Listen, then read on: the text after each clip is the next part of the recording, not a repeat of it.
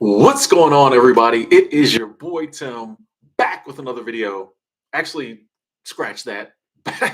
Back with another live stream. It's been so long since I did it. I'm messing up the intro. I'm butchering the intro, but I'm super excited to be here. Shout out to everybody who's already in the chat. I've been reading the comments. I'm getting the love, soaking up that love. We are here. We are here. Thank y'all so much for being here, being a part of this stream. For those of you who don't know, I was on vacation for a couple of weeks. I went down to Florida. Um, I got some really good friends on there that I consider family. So I went down there to spend a couple of weeks with them. Um, feel super blessed to be able to take 2 weeks and just go visit friends and family. So that was awesome. Had a good time, but we're back. We're back. 14 days, but we're back. So good to see y'all. Hope y'all been having a great 2023. Hope you've been having great new year. But I want to warn y'all. I want to warn y'all. It is about to get real positive up in here because I think we need it. The crown prince of positivity is allowed a vacation, but I feel like sometimes the positivity levels go down when your boy disappears. So I'm back. And even if they didn't, we're going to make sure they go up because that is what we do. I got to say, when I was down there with my peeps, with my fam, they watch cable television. And I'm used to, I do YouTube, I do, my little streaming services, most of the ads on YouTube, you get to skip. I hadn't sat down and like watch commercials in years. So to be like 2 weeks somewhere and like watching, why did a Microsoft Edge just pop something up on my computer? Stop. What is it doing? Got it. Okay. Microsoft Edge trying to stop the stream. Watching commercials, watching the news on cable. Well, I try not to watch the news, but every now and then they had the news on. But just like being in a different surroundings and kind of seeing the things that the average person watches, I'm like, we got to ramp up this positivity. We got to ramp up this positivity because, I live in my own little kind of bubble. It's very positive in my world, very positive in my bubble. When I get a chance to see how other people interact with like the news media and commercials and cable television, I'm like, oh, this is, I see why people get triggered when I try to talk about positivity. I see why people say I'm toxically positive because they're so used to like this negativity. And we got to fight against this, ladies and gentlemen. We have got to. Well, we don't have to, but we're going to. It's crazy out there. Good to see y'all. Good to see y'all. Appreciate y'all coming through. And the likes are already looking good as well. Thank y'all. Thank y'all. Thank y'all. Thank y'all. We got to ramp it up.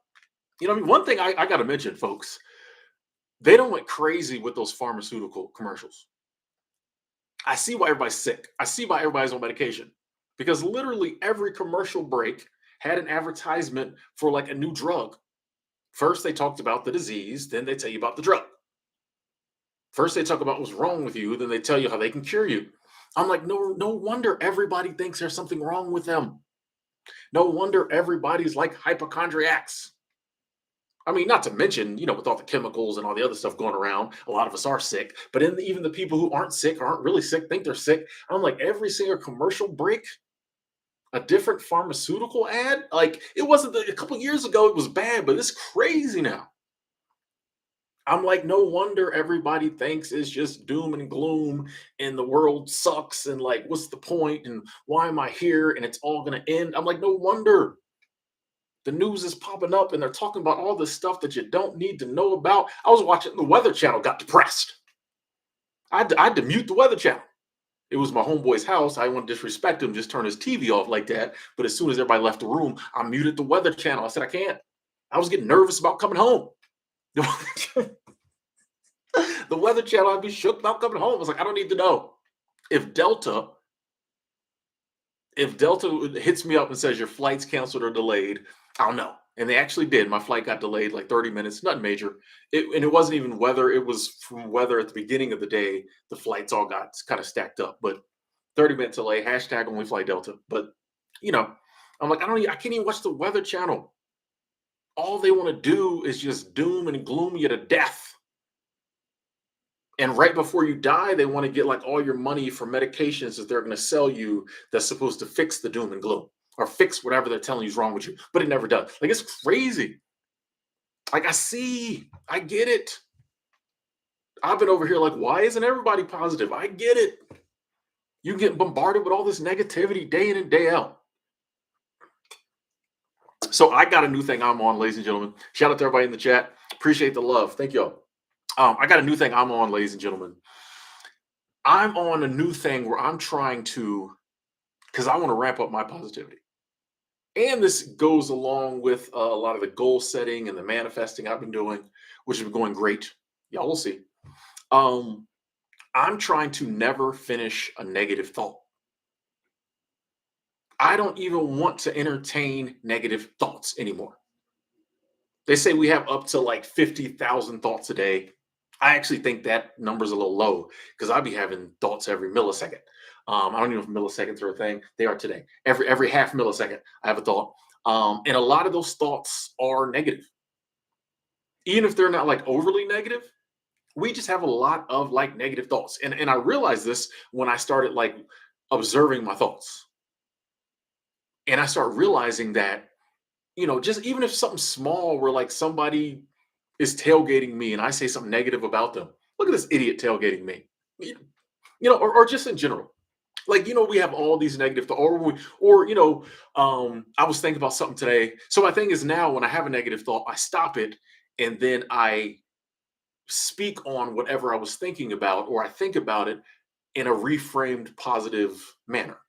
So for instance, today, I was going around and like getting some things together to like pay some bills. And normally I would say, oh, pay all this, I'm probably gonna be broke. And then I was like, wait a second, I'm not even gonna speak that. I'm not even gonna speak that. I'm gonna like, and so I said, I'm gonna pay all these bills and I'm still gonna have enough money to do what I need to do. But that's a thought that we negatively think. We'll do something. Oh, if this happens, this will happen. This happens, this will happen. And we just do that over and over and over and over and over again. And that kind of fuels the negativity. Because one negative thought leads to another negative thought, leads to another negative thought. Because you're like, oh, I pay the bills and I'm gonna be broke. Oh, then, but what if this happens? If I'm broke and then I get sick, oh, how am I gonna take care of that? And then if that. So it's like, nah, I just stop in the middle of the negative thought. I've really been catching myself doing this. Stop, middle of the negative thought, and I just reframe the situation in a positive manner. Even if it is something negative, something considered negative. Even if it is something that like causes me pain or suffering, I can reframe it.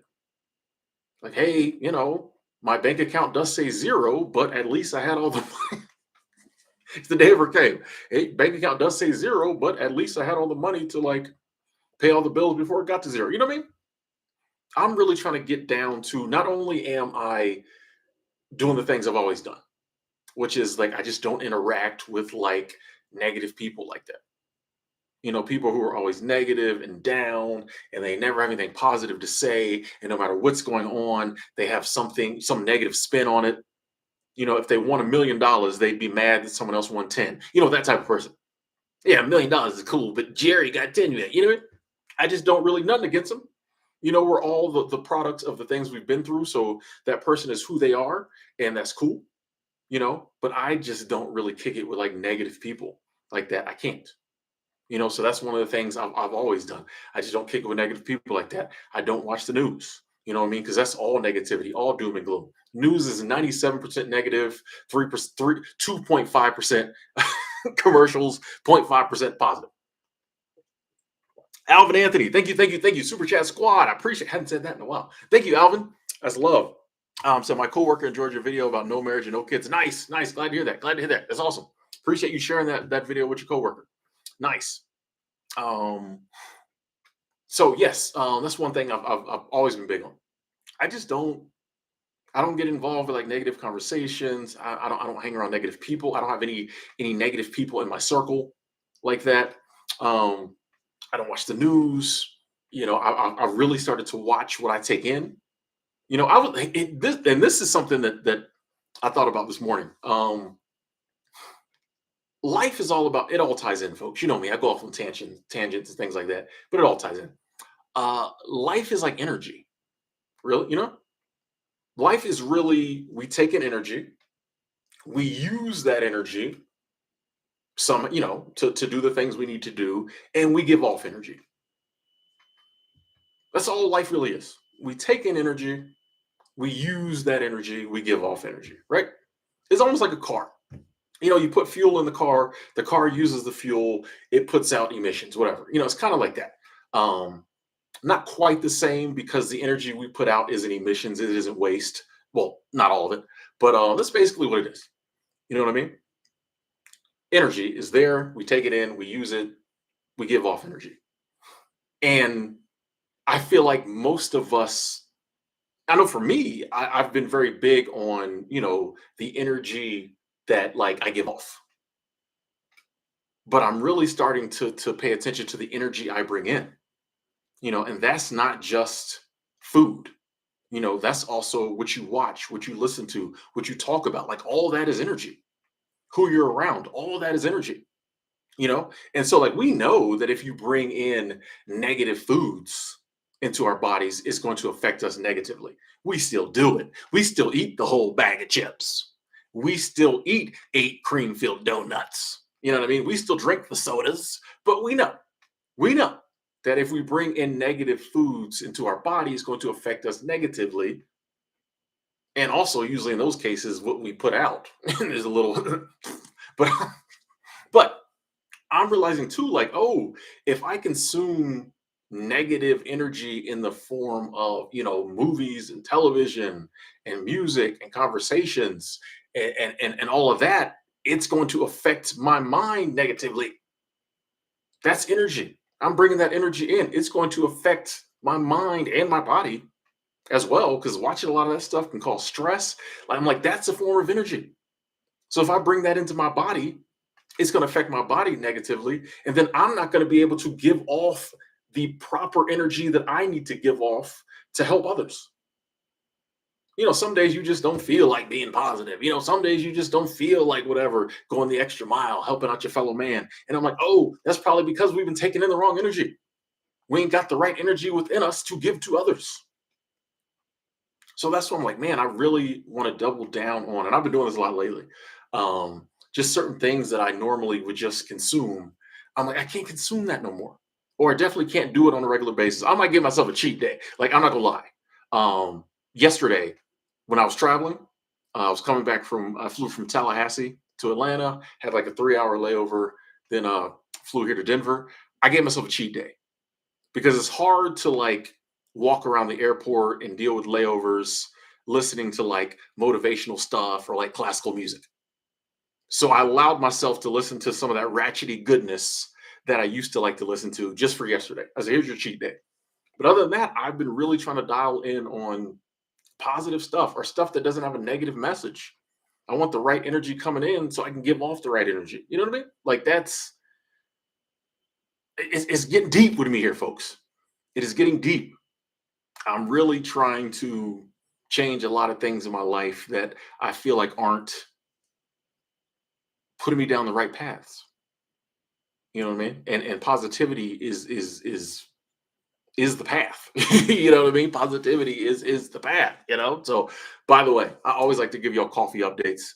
I said in my last live stream, I'm about to be done with this coffee stuff. It's happening this year.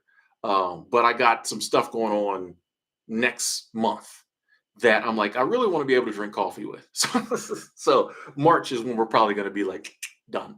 But I was like, yeah, I got some things next month that I want to be able to enjoy, and coffee will kind of be a part of it.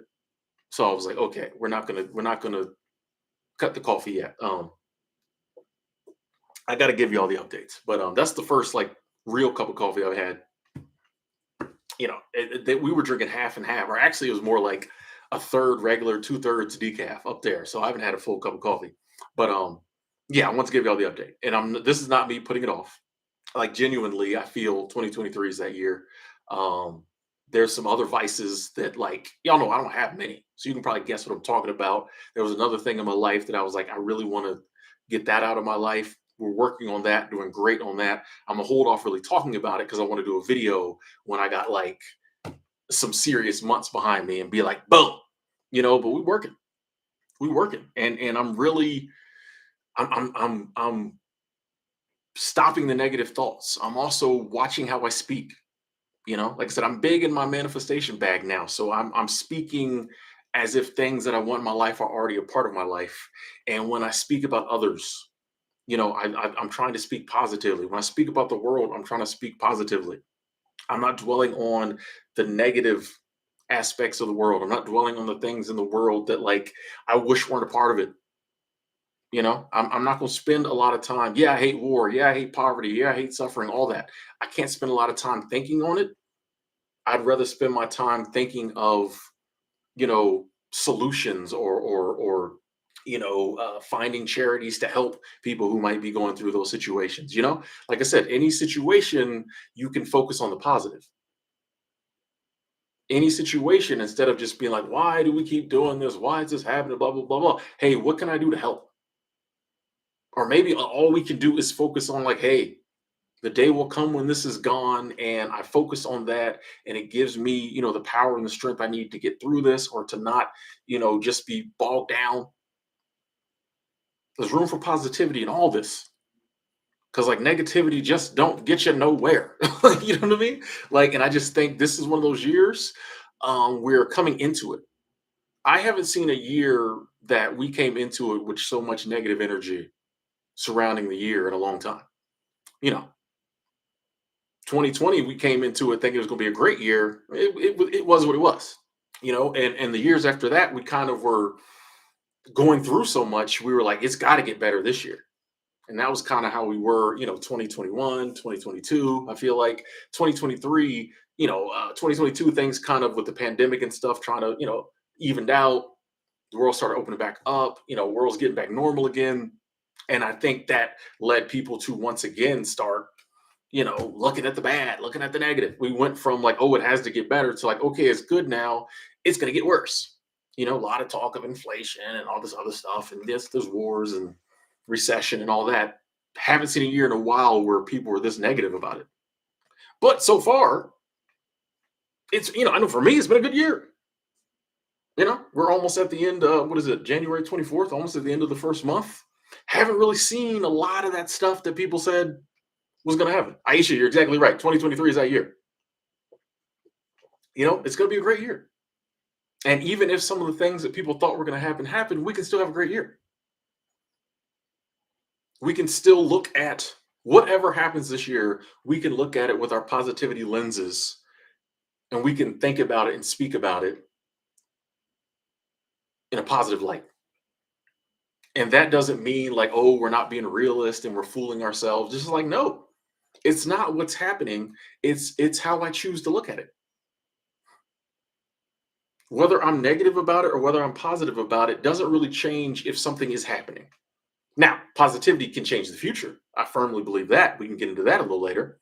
Positivity can change the future, especially in our own life. But if something's happening now, whether I'm negative about it or positive about it, isn't going to change it. So how am I being naive? Like, how are we being unrealistic? But being positive about it in this moment can allow you to get through it and keep you from just getting bogged down and just like, oh, woe is me. Because when you get there and you're just thinking, oh, it's so negative right now, it's going to keep happening, blah, blah, blah. Like, you speak a negative future into existence. I'm a firm believer. You can speak negative things happening to you. You can think and speak negative things happening to you into existence. I firmly believe that. I'm a big believer that what we think about, what we say, what we dwell on up here triggers our subconscious mind, which is tapped into like universal power to bring some of that stuff about. If you really focus on it. And a lot of people do. If a negative thought just pops in your head, that doesn't mean it's going to happen. 9.5 times out of 10, it won't. Excuse me. But if all you do is think about negative stuff, you're going to start acting on those thoughts. And a lot of times that leads to that very thing happening.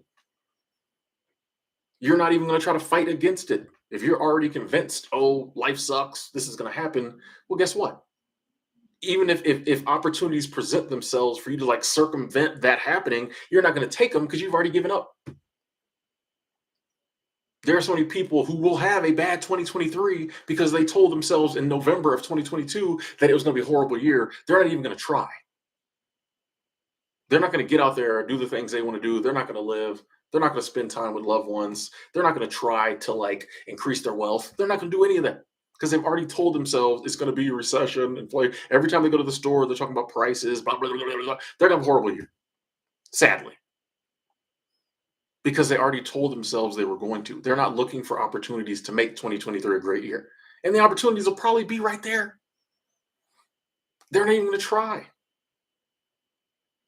And that's what's sad. Like, that's why I love just being like super positive, over positive, toxically positive.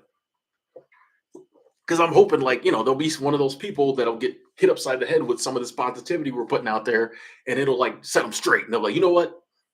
I don't think this is going to work, but I'm trying. I think that Tim guy's a quack, but I'm going to try it. He don't know what he's talking about, but what have I got to lose? Because that's the thing. Like, I just don't understand. Negativity does nothing. So even if positivity does nothing, what have you got to lose? It's just like not chasing your dreams does nothing. So even if you don't ever accomplish any of your dreams, what have you got to lose trying? Like what, like I don't understand sometimes, like what, for people who aren't like actively, and I know why they don't do it, but people who aren't actively trying to get what they want out of this life, I'm like, well, what do you think the alternative is doing for you? Like what, like why, like what else is there? And I get we're programmed and brainwashed, and we've allowed ourselves to believe a lot of times that we can't do what we want in this life. But I'm like, well, then what's the alternative? Like, if you're not even going to try, like, what do you like? It's like, oh, I'm just going to exist and hope the things I want to happen. Like, what's, you know what I mean? And I guess that's why you see so many people like, hey, what's my purpose? Why am I here? Because they just genuinely don't feel or believe that they can go out and get the life they want. So they're just like, well, I can't have the life I want, and this life ain't making me happy. So what's the point? But it's like, try. You know what I mean? Like, if you genuinely don't believe it's up to you, what? Why does it hurt to try? At least it gives you something to do. What up, Bria? Um, you know what I mean? Like, if what's the alternative? Just give up. Like, that's the point. Like, even if you don't believe in this positivity, and even if you don't believe in manifestation, law of attraction, and designing your future, at least try. Maybe you'll stumble into it. That's what I'm saying. Like, come on, what are we doing here? What are we doing here? If you've already given up, you got nothing to lose. It might sound like woo-woo hippie talk to you, but what else is there? If only 10% of it is true. If you're living a life like you hate, you're miserable. If you get 10% happiness off of trying something that somebody says worked for them, you're up. What have you got to lose? There's nothing else to do. Like there's nothing else to do than like be positive, try to design your life, bring happiness, wealth, abundance into your life. There's nothing else to do. Like, nothing else does anything. Because at the end of the day, even people who are giving up the things they do are low key trying to get those things. Even people who just, do whatever it is people do when they've given up, they still got things they like to do for fun. That's trying to get happiness. They still go to work. That's trying to get wealth. That's trying to get abundance. You're still trying to do this stuff, even if you don't believe that the things that other people say work for them will work for you. You're still low key trying to do it. So you might as well try this other stuff. There's nothing else really to do. You might as well go full hog. You know what I mean? You're going to be trying to get happiness in this life no matter what. So you might as well try some of this other stuff if what you've been doing isn't working. Retired 2019. I see you. Thank you. Thank you. Thank you. Thank you. Super Chat Squad. That is love. We're still doing this in the new year. So Tim, I used to complain a lot. Several years ago, I had heart surgery. I stopped sweating the small stuff. Life happens to everyone. Now living my best life. I stay away from negative people. Facts. Facts. And I'm glad you had that heart surgery, came through it okay. Yeah, like it's and you'll notice like the people who sweat the small stuff a lot of times don't ever go after the big stuff. you, know, you know what I mean? It's just that you can get so bogged down in all the little stuff, all the minutia that doesn't really matter or matters for 2 seconds is gone that you never really look to the big stuff. And it's like, nah, you should be looking to the big stuff. Then the little stuff don't matter. What do you want to do? Super Chat Squad, I appreciate that. Retired 2019. Thank you. Like, what do you really want to do? We'll go after, small stuff. We'll sweat the small stuff and maybe go after small stuff. It's like, why not go big? What's the worst that's going to happen? You don't even have to believe it. I really don't think it's going to work, but I'm going to try it. And then something little will happen. The real magic happens when you really believe.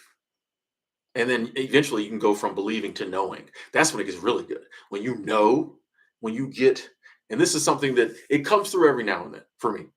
Um, I believe, what I mean, because I've seen this stuff work in my life, but every now and then a knowing will slip through and I'll just see something and I'll know. I'll be like, oh, I know. This is one, it seems very small, but it was powerful in the moment. Um, it was one of the times I was going to come back to Colorado and work at the YMCA of the Rockies. I saw my car parked at Lake Estes, so I knew I was going to make it. And it's anyone who's driven to Colorado in the wintertime, it could be a treacherous ride. A lot of stuff had to fall in place, but I knew it was going to all work out because I just saw that. I saw it. I knew. And every time along that getting things together and making certain decisions and the drive, I had no fear whatsoever because I knew there was nothing anybody could have done to dissuade me from the fact that I was going to be there. I just knew. When you start to get these little no, and it doesn't happen a ton. Every now and then I'll get one and I'll be like, oh, I know that's going to go down. But belief is where the real magic starts to happen. Then you can start get some knowings. I would love to one day come back and be like, oh, I figured out how to get the knowing, to get it known on a regular basis. That's going to happen one day. But you can start not even believing.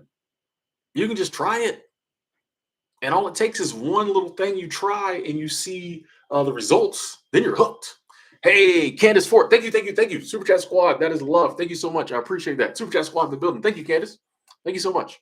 Appreciate the love. All it takes is one little thing. All this is one that I'm doing, and we're preaching this all year, probably beyond that. I've showed this before. I'm gonna show it again. This is my 2023 notebook. I used to be very bad about getting a ton of notebooks, writing all over them, all kinds of craziness stuff everywhere. This one I'm being very concise with. If I got something I want to write down, I'll pull out a loose leaf. These are my notes. This is my notes for today. I'll pull out a loose leaf piece of paper, write on that, throw it away. This notebook I'm keeping very concise. In the beginning, I just have ideals that pop in my head. But the real powerful section is my life goals right here. And it's crazy. All the wise men and women who have written books or done or done lectures about achieving what you want in life all say, write it down. All of them. All of them. There might be one or two that didn't, but they just forgot to say it. They forgot to write it, but they wanted to say it. All of them say write it down, yet we never do. Y'all know what I'm talking about? A lot of y'all listen to the same, motivators and wise men and women that I do. They all say write your goals down. How many of us have actually done it? And I'm guilty. For years, I would half-heartedly do it. This year, I'm writing them down, and I go through every day. And here's the powerful part: I reread my goals list every day, and when I have time. Which now that I'm back home, I'll have time. When I was down in Florida, hanging out in the mornings, I might go to work or whatever. I wasn't actually working. I was just riding around. I was like, I'll help out, but I'm not really doing no manual labor. unless it's in a hotel with air conditioning. No, I'm joking. Um, but so when I have time, I reread my goals list every day, every single goal, and I visualize myself in that goal. And all my goals are written in present tense. So I won't give you all of them, but the first one, very small goal, but I haven't done it yet, so I want to. I am taking a trip on an Amtrak sleeper car. When I originally wrote this goals list, I had said I'm going to take a trip on Amtrak in a sleeper car. I rewrote the list. I am taking a trip in Amtrak sleeper car. When I read that, I take like 5 seconds and I see myself in a roomette on Amtrak taking a trip. Move on to the next one. I do that for all the goals. Some of them are harder to visualize. For example, number 14 is my life is vice free. It's kind of hard to visualize that. So I just like visualize myself like going woohoo or something like that. But and actually, one of the things I'm doing today, it's on my to-do list for today, is I'm going to rewrite my goals list because as I read them every day, there's some on here that I'm like, I don't think I like that one. I was like, I don't really need to put that on my list because this list is powerful. What I put on this list is going to come true. So I don't want to have, for example, one day me and my buddy Ray were talking about chess and poker. And I was like, I think I'd like to learn chess. I'd like to learn how to play poker. So I wrote that on my goals list. A few days later, I'm like, I don't really think I need to have that on my life goals list. If it happens, it happens. These goals are powerful. If I write it here, this list is powerful. It's going to happen. I don't want to put energy towards goals like that I don't really need to put that type of energy towards. You know, I got to leave room for the important goals like number 16. I have a signed Sophie Cunningham jersey. That's happening. I need energy towards that. I could never play chess again. Sophie's got to sign that jersey. Anyway, um, so yeah, I'm going to go through, rewrite the list, and then every day read it again, add to it. There were some goals that I wrote down and I wasn't specific enough. And I was like, oh, I need to add something to there. I put one on there about a partner, like a life partner, a mate. And I didn't say, and I was like, what is it? A beautiful, attractive, funny, blah, blah. I listed a bunch of qualities.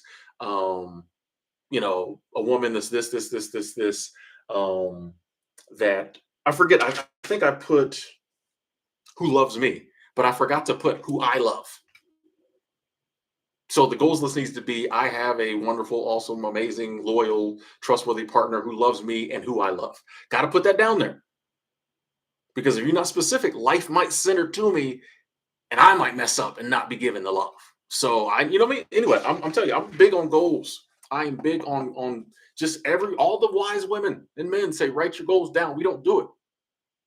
I promise you, these goals are going to start coming true simply because I keep, and I realize I've noticed too that when I reread the goals in the morning, I get more focused on taking the steps, even if it's a baby step, a small step, it brings my mind back towards like, oh, this is what we're doing. Because a lot of times you get up and you just do the things that you do. If you got to go to work, you go to work. If you got whatever the things you have to do, you do. But like that extra stuff, we don't think about. So when you read your goals, it reminds you, oh, I got 30, 40 things that like today I need to be doing some things to like, work on. Even if it's not consciously, your subconscious is like, oh snap, yeah, Tim did say you want to go visit so and so. Let me see if I can work on that today. So goals, very powerful. This notebook was like $3. This pen I sprung for like a 3-pack was like $3. Life changing. Bria, thank you. Super Chat Squad. Sorry it took me so long to get to you. Hold on. Bria says, I write down what the future me is doing. Then I write down what I can do, what I can be doing now to ensure that becomes reality. You have to believe it. Exactly. Write it down. This is what I'm doing. And then yeah, it's just a matter of taking the steps to do it. Here's something I wrote. How did I write this? I wrote that I was in the shower and this came to me. I literally couldn't wait to dry off to write this down. Once again, also get a notebook for the ideals you have that you forget. You get an ideal, write it down, put it in your phone. Like so many great ideals we lose because we forget. I don't care if you're about to go to sleep. Wake yourself up, write it down. I wrote down, you can have anything you want in life if you allocate the right amount of time and energy in the right direction. By the way, that's love. Thank you, Bria. Super chat squad. Thank you, thank you, thank you.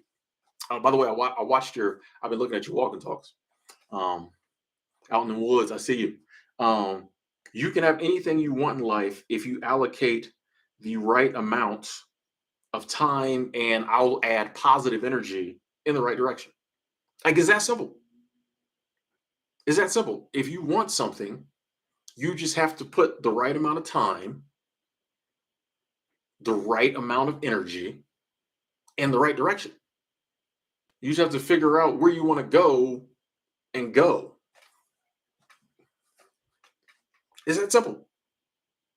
But a lot of times, like, we don't know, and I've been very guilty of this, we don't really know where we're trying to go. That's why you got to write the goals down.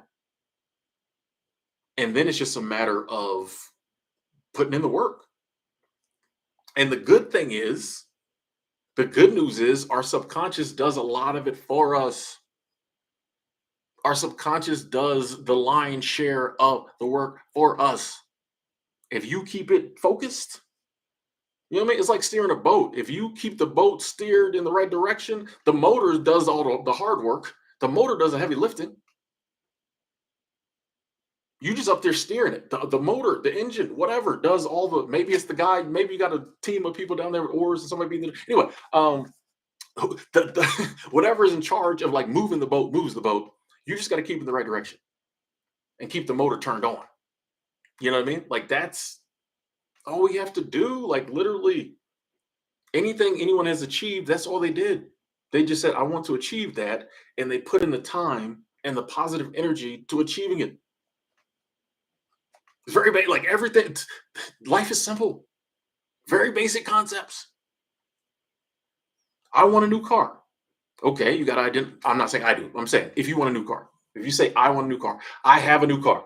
I am driving a new car. You got to figure out what car you want. I'm driving a 2025 Tesla. If that's your goal, then you just have to figure out how much time and energy you need to put towards getting that Tesla. It might be working overtime so you can save up the money. But I mean, any goal anyone's ever achieved, that's all it was. Like, it's not, you know, that's what the law of attraction really does. It just it keeps whatever you're trying to attract in the forefront of your mind. So you put in that time and energy. Now, I do feel like God, the universe, does its part as well. But we got no control over that. So all we really have to do is keep it at the forefront of our minds, forefront of our subconscious, and just be working towards it. But like I said, the subconscious does a lot of it for us. You just have to keep reminding it that's where I'm trying to go. You just got to keep steering the boat in that direction. You'll find yourself putting in the work. You don't even know. I see myself sometimes looking back and I'll be like, oh, that was me putting in the work to get this. I didn't even know. I was just doing what seemed right to do. Seemed like the right thing to do. Seemed like a good thing to do at the time. I didn't know why. It's like, oh, that was me getting towards goal number 33. I'm working towards goals right now. I don't even know. I don't even know which one. Right now, I'm working towards one of these goals. I don't even know which one. It's very simple. Write it down. Okay, moving on. Let me read some of these comments.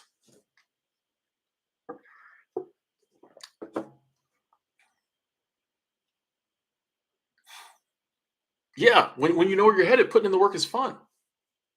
We get frustrated when, and I've been very guilty of this, when I have a billion things, something pops in my mind and that's what I'm going to do. Before I started writing my goals down, very bad about, and I still have to fight with this now, very bad about an idea pops in my head, I'm going to do it. Tomorrow, I don't care about it no more. So you can imagine what that's doing to, my subconscious. Like, it's trying to, okay, someone wants to do this. Yes. Tomorrow, then I never think about it again. It's back there like, bro, I was putting, you know what I mean? I'm putting you on this track to get, now you don't even, not to mention the universe, God, the source is trying to help you out. All right, Tim wants to do this. We're going, what, he don't want to do that no more? Okay. I'll tell Tim wants to do this. Eventually, it's like, man, if this dude would just make his mind up, we could help him out. So it's just like, yeah, once you realize, all right, this is what I'm trying to do, it's fun putting in the work because you realize like all that work, all that positive energy is pointing you in the right direction. It's getting you closer to where you're trying to go. But like, we don't know where you're trying to go. Like, hiking is great when oh, I'm trying to hike up to Ouzel Falls which is in Big Sky, Montana. I highly recommend that hike. Not that hard, but worth it at the end. Um, I'm hiking up to Ouzel Falls. The whole hike is fun. When you don't know where you're going, walking sucks. There's a total difference between like hiking and walking when you know where you're going, and hiking and walking when you're lost or just wandering around. Totally different. Totally different. Same in life. Like when you know where you're going, and I've found too here lately, you know how things will pop in your head, and a thought, which I've been trying to stop these negative thoughts, but a negative thought will pop up. Um, and I'm just like, oh, what if that happens? I know that this is what I'm trying to do. Let me get back on the goals page. This is what I'm trying to do.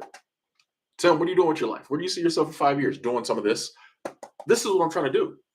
So if any obstacles or hurdles or suffering or pain comes up, that's just part of the process getting here. But like when you don't know what you're trying to do in life, the hurdles and the obstacles become life because that's all you got. That's all you can see in front of you is the roadblock. It's a big deal. But like when you know, oh, I'm trying to get over there, I just got to find a way around this roadblock, and then I'm gonna, you know what I mean? Like when you got something to focus on, all that other stuff doesn't matter as much because it's secondary. But when we don't have like clearly defined goals, we don't have things we're going after. That is life for a lot of people. The randomness that happens to them, some of it good, but a lot of it bad is that's all they got. So it's a huge deal. But when you're putting time and effort and energy into like all of these, like you ain't really got the time to worry about that. So, oh yeah, that sucks, but I'm trying to do this. So when this passes, we'll get back to this. Then you don't have to worry about it. You don't have the brain power to worry about it. I'm dealing with this other positive stuff. Like it just helps to keep us, getting through life and not just dwelling on this other stuff. That really doesn't do nothing for us.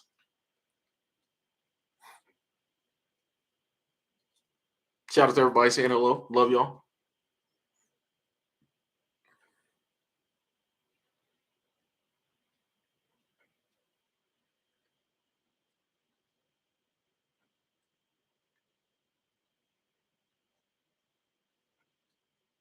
Just reading some of the comments. I'm still here. I like to see what everybody's doing. Yeah, good ideals hit me in the shower. Good ideals hit me everywhere, but the shower is because I love to like go in the shower and I do my showering, I clean my dirty bits, and then I like to just let the water run like on my back, and I fractured my neck years ago, so like I like to that little hump right there where basically your neck connects to your spine or whatever. Um, I fractured that, so occasionally it acts up. So I like to let the hot water just run on that for a while. And so the shower is like very peaceful to me because I take long showers. Yeah, I take long showers. Um, Another reason it's good to be home because when you at somebody else's house, you don't want to take too long a shower. They're like, why the water bill $5 higher this month? 10 of them showers. So home, I just let it run, but it's very peaceful for me. I remember there was a time when my stomach and my gut stuff was acting up really bad. And so like it was rumbling and all kinds of stuff all regularly, like all through the day. The shower was like the one place where I could go and I like couldn't hear my stomach rumbling because at the time it was driving me crazy. Um, so I always love the shower. So I'm very relaxed and at peace in the shower. So I get like good ideas in the shower. By the way, when I finally let go of caring that my stomach was rumbling all the time, it stopped rumbling. When I finally was like, hey, I actually did a video. And I was like, when I get through this one, it's gonna be amazing. But like I know I'm gonna get through it one day. And I did. And when I finally just let go of it, it stopped. It was very, yeah, it was weird.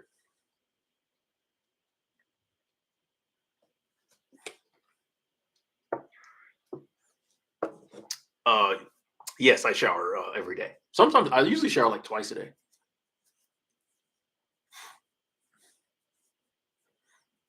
Yeah, I love showers.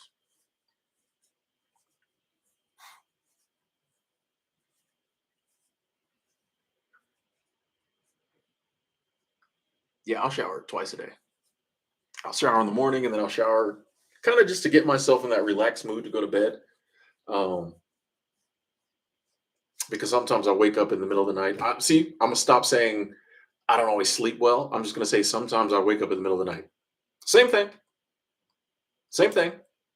But instead of me saying, "Oh, I slept horribly," "Oh, sometimes my sleep sucks," anything negative, I'm just gonna say sometimes I wake up in the middle of the night. Not a big deal, man. Same thing, but like it's not a big deal. I'm not telling myself, "Oh, it's a big deal." Just happen. Something happens. Now I'll turn on a little. I haven't been listening to as much Alan Watts lately, and that's nothing against Alan Watts, but I'm big in my like positive affirmation bag, and just positivity and goals. And like Alan Watts is good for a lot of like Zen kind of go with the flow stuff. Um, but the bag I'm in right now, I need a little Wayne Dyer, Dr. Wayne Dyer. I need my Louise Hay. You know what I mean? I'm on them. I'm on them right now. So Louise Hay has got a 101 Power Thoughts that I listen to like every night when I wake up.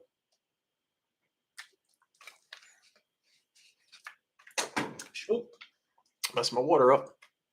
No, I don't take cold showers. No, no, no, no. I'm good. I'm good.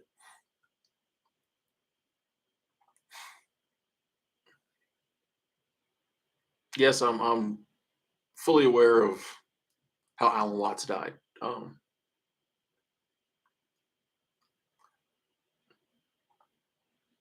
But I've learned to accept the fact that someone is always going to remind me of that when I mention Alan Watts. So, but yes, I'm fully aware of how he died. And we're going to leave it there. Joe Dispenza, another good one, another good one. I haven't like I haven't really delved into Terrence McKenna. I'm one of those people that like it hits me when it hits me. Like I'll see some people and I might look at something, look at some of theirs, and I'm just like, eh. Like I remember Alan Watts when I first saw him. I'm like, this guy, because he has that classical like philosopher look. I was like, this guy. And then one day I started listening to him, and I'm like, bro, this guy's the truth. You know what I mean? And two, before I had heard some of the stuff people said about him. But then when I started listening, I'm like, this guy's the truth. I'm like, so some of the other people that currently I'm like, yeah, I don't know about a year from now, I might dive in and be like, wow, you know what I mean? So like it hits me when it hits me. Dodo, thank you, thank you, thank you, thank you, thank you. Feels good to be back. That's love. There's your heart. Thank you, thank you, thank you. Super chat squad in the building. Thank you. Feels good to be back. Yeah, I was excited to do the stream today. Excited to do the stream. There's a message I want to put out there. I might be doing a few streams this week. I might do a week with Ward this week because I have a free week and then I got some other stuff lined up. So yeah, and I got some I wrote them down somewhere. I got some topics I want to talk about. Where is it? It's in my notebook because that's thank you, Dodo. Um, hold on, where are they at? Where no. Ah, here it is. Like I want to do a minimalism stream. I want to do an introvert stream. I want to do a sobriety stream. A stream about how to stop worrying, start living. I got some other things in here. So we might do that. Definitely gonna do the sobriety stream. The sobriety videos have been coming through heavy, so definitely gonna want to do one of those. But yeah. We might work this week. We might do some work this week.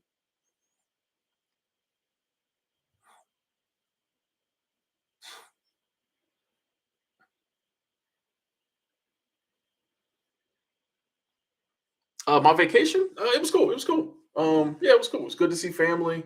Um, hung out, played around with the kids. Watched my boy Hunter. Shout out to Hunter. That's my guy. Watched him do something I'd never seen done before. I'd never seen somebody uh, gut and skin a baby pig, a wild hog, piglet. It was literally a wild hog. Friend of ours shot him. Three of them.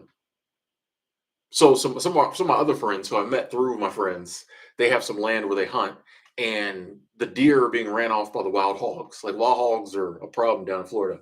So they shot three of the piglets, gave them to my buddy, and his son skinned it. So yeah, never seen somebody do that, skin it and gut it. So I actually got video of the whole thing.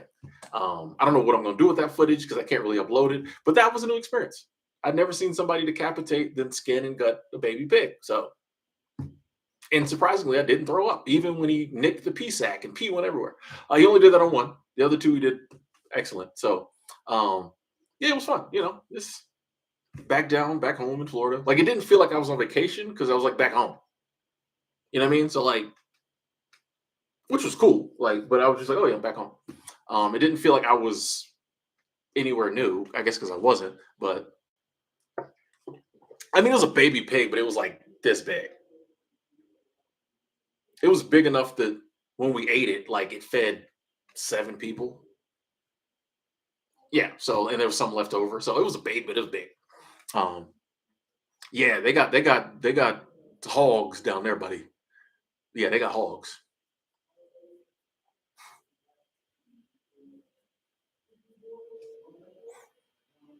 Yeah, so vacation was cool. Yeah, yeah, I was enjoying myself. Enjoying myself.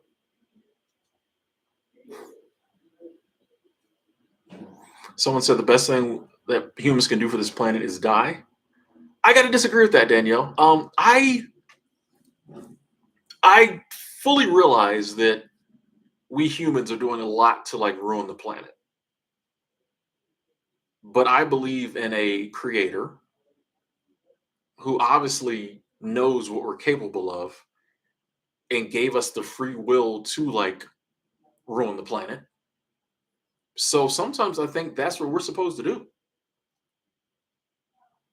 Like there are viruses and whatever inside that when they get inside the human body, do the body damage. But like that's what they're supposed to do. That's what cancer does. You know what I mean? Maybe that's what we're supposed to do as humans. Maybe we're supposed to ruin the planet, and then the planet, which is starting to do now, fights back, and that leads to the next evolution of the planet. I don't know. The dinosaurs came here and did something. It's our turn to come here and do something. When we're gone, something else might come and do something. So like I don't look at it. I'm trying not to look so much in at things in like absolutes, right and wrong. Like obviously humans do what humans do. So if you put humans on a planet, we gonna do what we do. So maybe we're supposed to do what we do. I don't know. You know what I mean? Like, so I don't really see. Yeah, I'm definitely not saying, and I do want to start doing more to like preserve the planet and help the planet out. But I also understand it might just be what we do. I mean, the numbers are the numbers. Like there's a certain percentage of humans who are going to be greedy and who aren't going to care about the environment.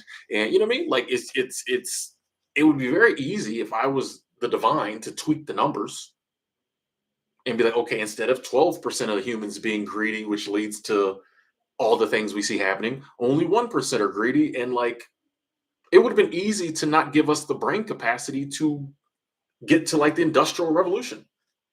We wasn't doing nothing to ruin the planet really until we discovered like factories and stuff. Not discovered, but we worked our way up the technological ladder till we started, industry. It would have been very easy to not give us the brain capacity to do that.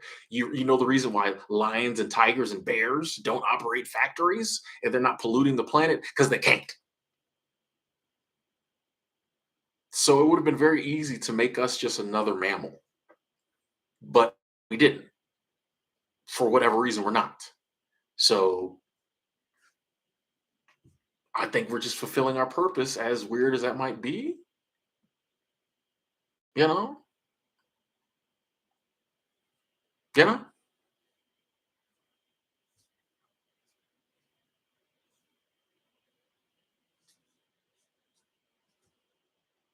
That's what I try to look at. Like I said, I just, I don't like dealing in absolutes anymore. Like things just are what they are. I try to do what I feel is right. I want to get more in touch with the planet, help the planet. do that because like I'm one of the people who feels like that's what you're supposed to do. There's other people who don't. Other people who don't care. That's their mission, perhaps. Mine is to try to do more. Mine is to spread love, spread positivity. I guess start doing more of that for the planet. I realize that. I'll tell you, I've been getting some good thoughts. So, like, I'm just doing what I feel like I was put here to do. I can't speak for other people, but I don't feel like it's like, oh, we're horrible for the planet. Like, it might be I don't know.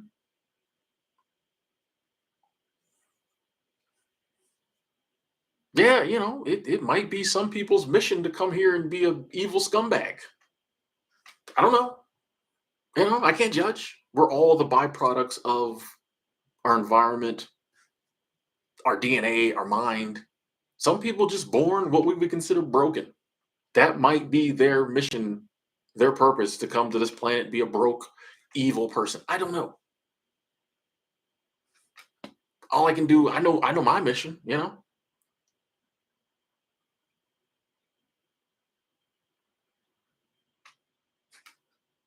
As far as I can get, and it takes some serious, thought to get there.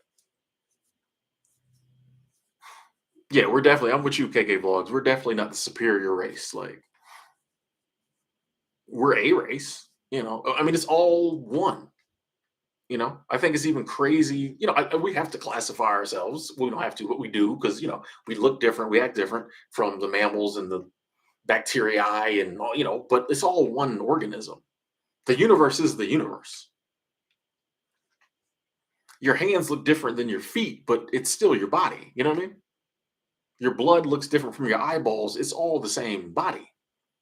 Same truth. The universe is all the same. Like, we're part of it. That's why I'm always saying we're tapped into universal power because we're part of the universe. We're good at thinking we're separate. There's that, and then there's us. Like, no, it's all part of the same. It's all the universe. So obviously you're tapped into universal power. And we're, from what we know, on this planet, one of the few beings that can really like tap into it like consciously. But we don't do it. Some of us don't do it. We're starting to do it. Mhm.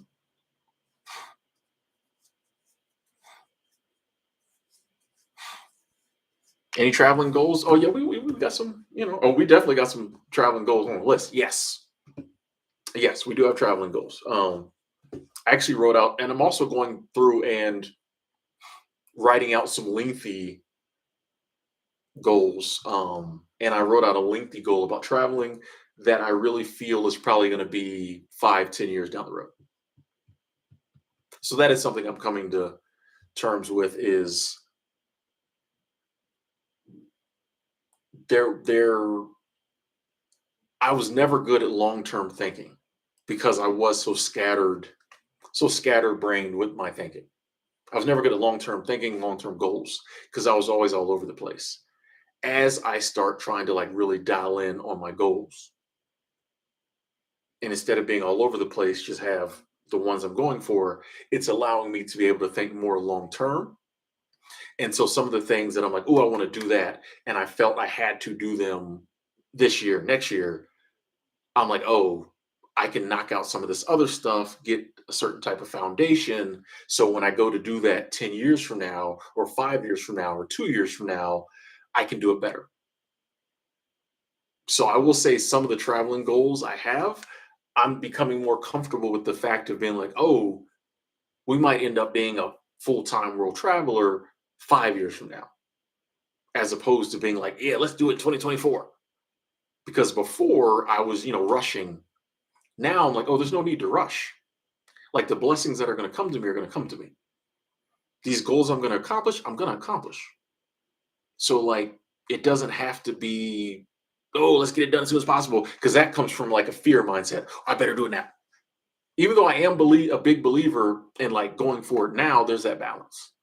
And I don't think I had the balance of, okay, there are some things that I can do now. I'm going to go do now because I'm trying to live my life now because nothing's guaranteed.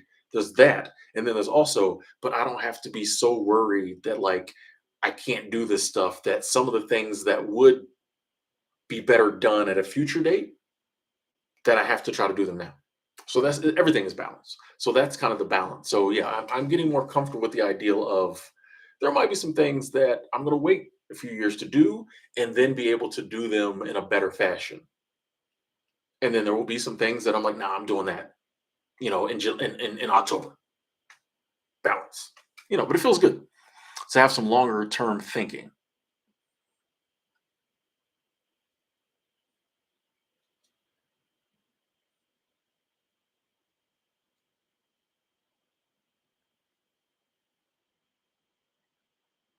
JP's goal, just simply get out of debt. That's a good goal. That's a good goal. Write it down. Write it down. Write that down. I am debt free.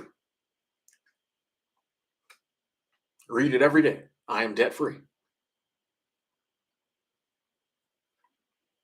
I'm telling you, there's some things in life and I'm 100% guilty of this. Things in life I really want to do, really want to have. I didn't take the time to just write it down, read it every day. I firmly believe writing it down, reading it every day can speed your debt free process up by who knows how much. You might could shave a year off of it. I think it's that powerful, and it's simple because every day, every morning, you'll be reminding yourself, all right, this is what we're doing. Opportunities will pop up that'll speed that journey up. I firmly believe it.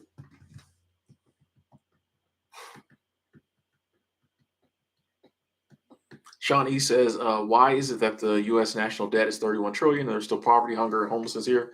Where's the money go? Where's the money going? Um, the money's going to lots of. I mean, the military industrial complex is a huge one. We're not going to go down that road, but the money is. It's not from a lack of money. You know, all those problems come from greed, poverty, hunger, homelessness. There's enough food to feed everybody. We know this. There's enough housing for everybody. We know this. There's enough money for everybody. We know this. I'm going to say that again because I think some people don't believe it. There is enough money, food, and housing for everybody to eat well, have money in the bank, and have a house. Everybody on this planet could have food, clothing, shelter, all the basics, and then some, and the planet would be okay. We at the same amount of stuff we have now, everybody could be housed, fed, money in the bank. Because of greed and these other ideals we have is not like that. So that's why it doesn't matter how much money governments generate, we ain't gonna solve these problems when there's people, just who don't care and who are putting their corporation or themselves or their country above all that. That's the problem. There's enough for everybody. It's an abundant universe. It's an abundant planet. There's enough for everybody. That's what people are, oh, we're up to 8 billion people. It's too much. No, it's not. I promise you, the Earth could sustain 20 billion people if we needed it to. It's a planet. If we put our minds towards making sure everyone ate, making sure everyone had a home, making sure everyone, the money was spread equally, bro. Like all these problems are fixable. But greed. You know, mm. Sadly.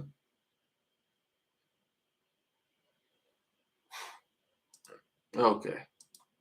Um, the person I just put in timeout, I did that because like the constant silly questions, respectfully,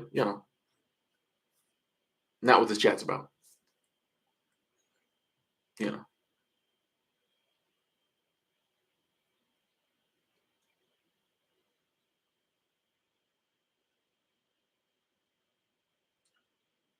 Yeah, it's a whole, it's a planet, you know.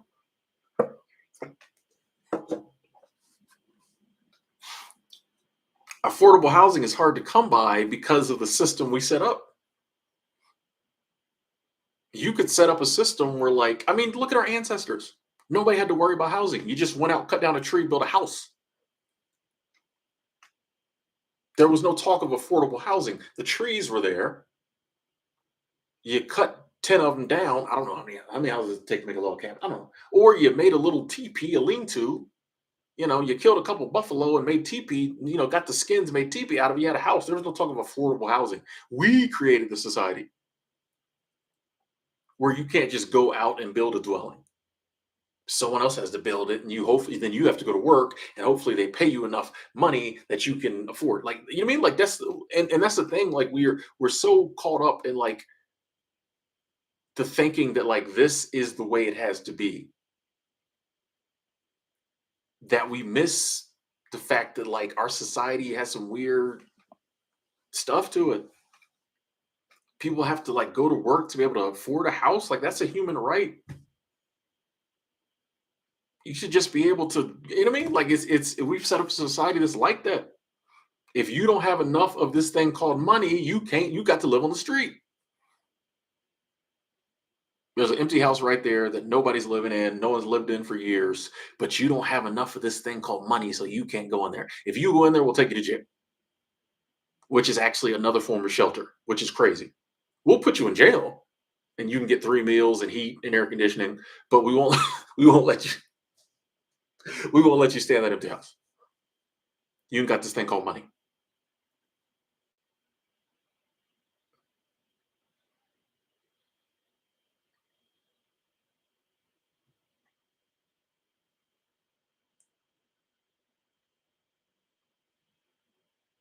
And it doesn't have to be that way.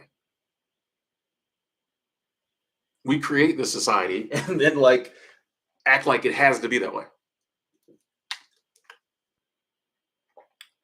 Well, we can't just give people housing. That would crash the economy. Well, we shouldn't have set up an economy that's based on, the money the way it is now.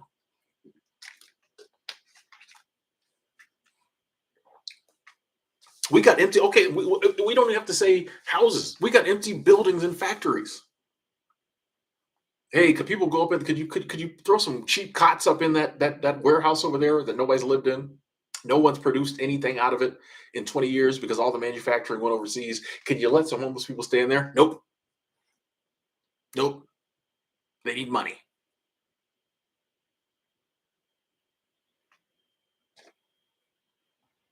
I don't. Yeah. Like I said, I'm not against wealth. I'm not against money. Money's just a tool. I'm not against wealth. Because I think there's enough abundance in this universe for us all to be wealthy. And however, whatever wealth looks like to us, we've just set up a society that tries to keep you from doing that. The universe is abundant, and everything in it, other than man, some of humans are working to like better your life. I firmly believe that. The universe itself is working to like help you have a great life. I firmly believe that. The source, the universe, whatever. Man does things different. The universe is abundant. Man is greedy. That's why like I try to get my thinking tapped into like the universal mind, because then I feel like I can circumvent a lot of the things man is trying to do. I'm not, I mean, your economy, your society isn't the be all and end all of my reality. It might be a slight part of my reality, but I'm tapped into like divine universal power over here. I mean, I can circumnavigate your little money stuff. I'll get the money I need to play your little game because I gotta play it. But like I'm trying to do some other stuff. Like you know what I mean? It ain't even that. It's deeper than that with me. The more you're like focused on man stuff instead of like the bigger picture, the more you're gonna get wrapped up in the news and the negativity and all this other stuff. I feel like the more I focus on the big picture, less that stuff matters, and the better I do with that stuff. When I'm focused on the manly stuff, the human stuff, I don't do very well with the human stuff. When I'm focused on the universal, the big picture, I do better in that arena and with the human stuff. Yeah, all this is not, you can get wrapped in politics, all this other stuff. Do what you want to do. It's your life. I found for me, and I'm just my mission is to share my. If I come across something that seems to work for me, I'm gonna tell you about it because I like to talk. Okay. Uh, but like the more you focus on politics, all the other stuff going on, you're just miserable focusing on that. Everybody, I tell you, I ask this all the time, and very rarely does someone contradict me. Think about the most political person you know. The person who all they do is watch politics. 9 times out of 10, they will be the angriest, most miserable person in your family or friend group. The more you focused on all this man stuff, the more issues you have. When you start focusing on, God, universe, the divine, and that's the realm you really live in, life gets a lot better. And the human stuff goes a lot better for you too. I don't know why it works out that way. I've just noticed that. Like, oh, when I'm up here, everything's taken care of. When I'm just focused down here, nothing's taken care of. I'm miserable. I'm broke. Lonely. When I'm up here, everything's taken care of because that's where the power is. It's the big picture.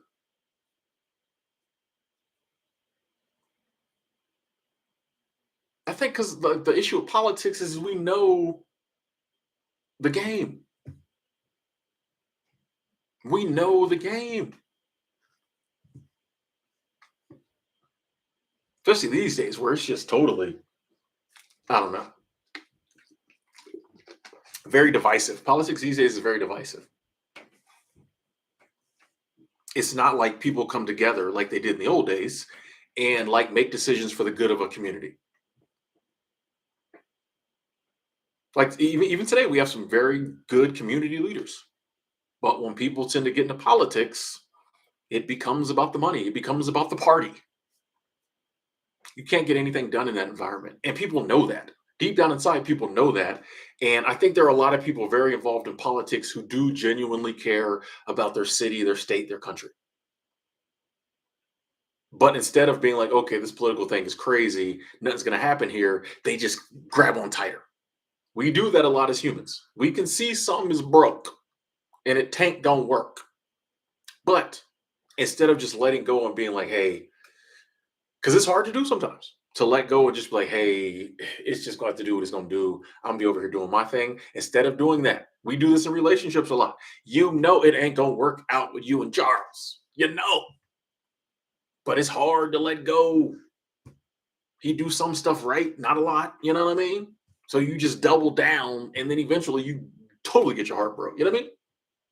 So I think a lot of people do that with politics. Like they know you can look at the roster of the candidates they throw up there and know ain't none of them gonna do nothing for you. But it's hard to let go and just be like powerless, which you are anyway. But it's hard to admit, like, hey, no matter how I vote, no matter what I do, I really don't think this is gonna turn out well.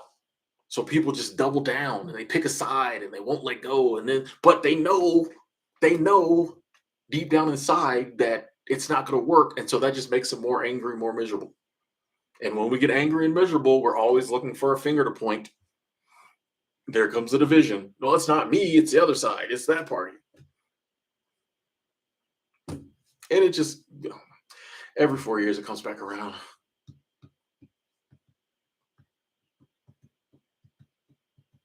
Okay, so I don't know how to balance both spirituality and the world system. Um, I feel like the right outlook, and then when you get tapped in, like at the end of the day, it's spirituality. And I think if you get, for me, I found that if I get tapped into the spirituality and like working on that, the rest of the stuff works itself out. The balance will come. That's what I found.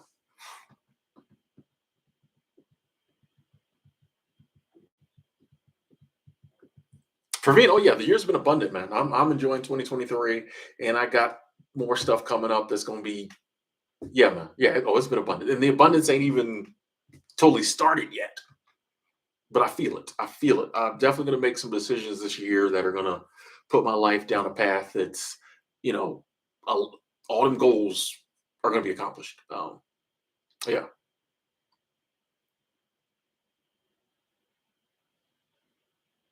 That's when life gets good.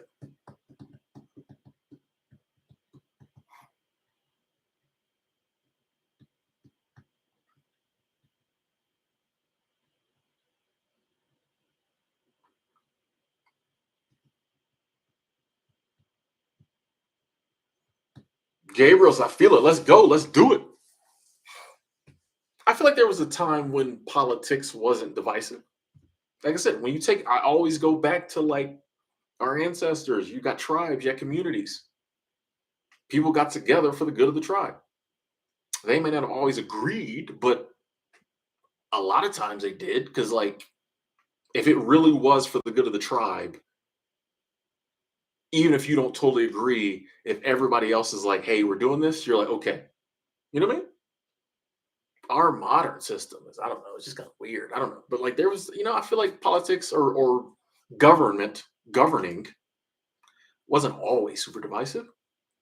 It's just we're getting, we're but I mean it's doing what it needs to do to get us where we need to be.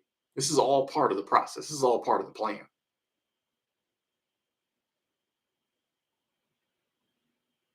you know.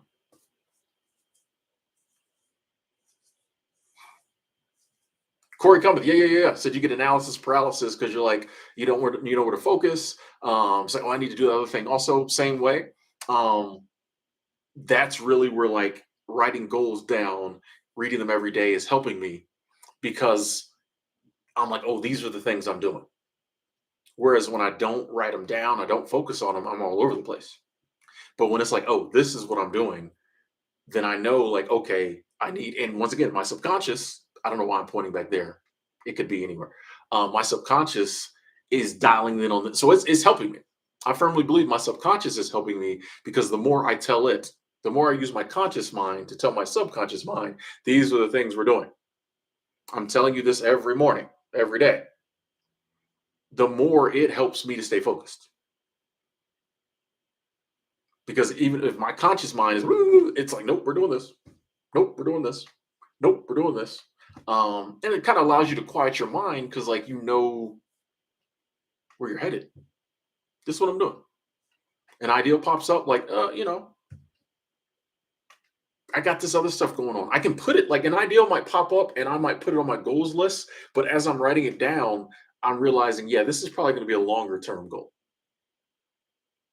Whereas before, I thought everything needed to be tomorrow. Now it's like, okay, I'll get to that. I'm excited. Oh, hey, I might be 65 when I do this. Cool. Now I'm excited about my future because I've got some long term goals. But some of this other stuff, I'm like, oh, we're going to do this first. Hey, this might lead to that. So a lot of the scatterbrain all over the place can start to fall in line when you start to, oh, that could be there, that could be there. I can do all of it or as much as I can, but like I don't have to always feel like I have to do it all right now. Because I think that comes from a fear of like thinking like, oh, I won't have time to do it all. You'll have time to do all the things you have time to do, no matter what we try to do. You know. Hang on, ladies and gentlemen, 1 second. I will be right back.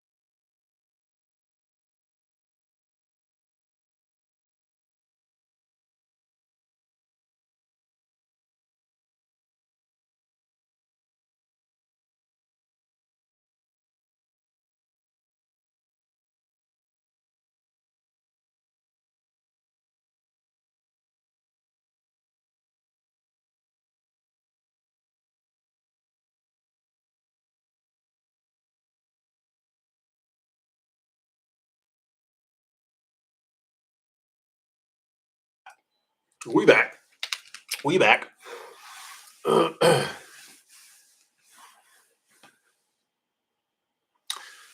Hey, Monique, thank you, thank you, thank you. That's love. Thank you, thank you, thank you. Love gang in the building. Appreciate that. So keep it up. Thank you so much, Monique Nicole. Thank you, thank you, thank you. Super Chat Squad in the building. We here.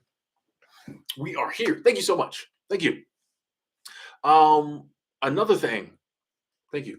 Another thing I've been trying to do with my goals is, and this is something when I rewrite my goals list, because today's the day I'm supposed to rewrite my goals list. I actually have to do.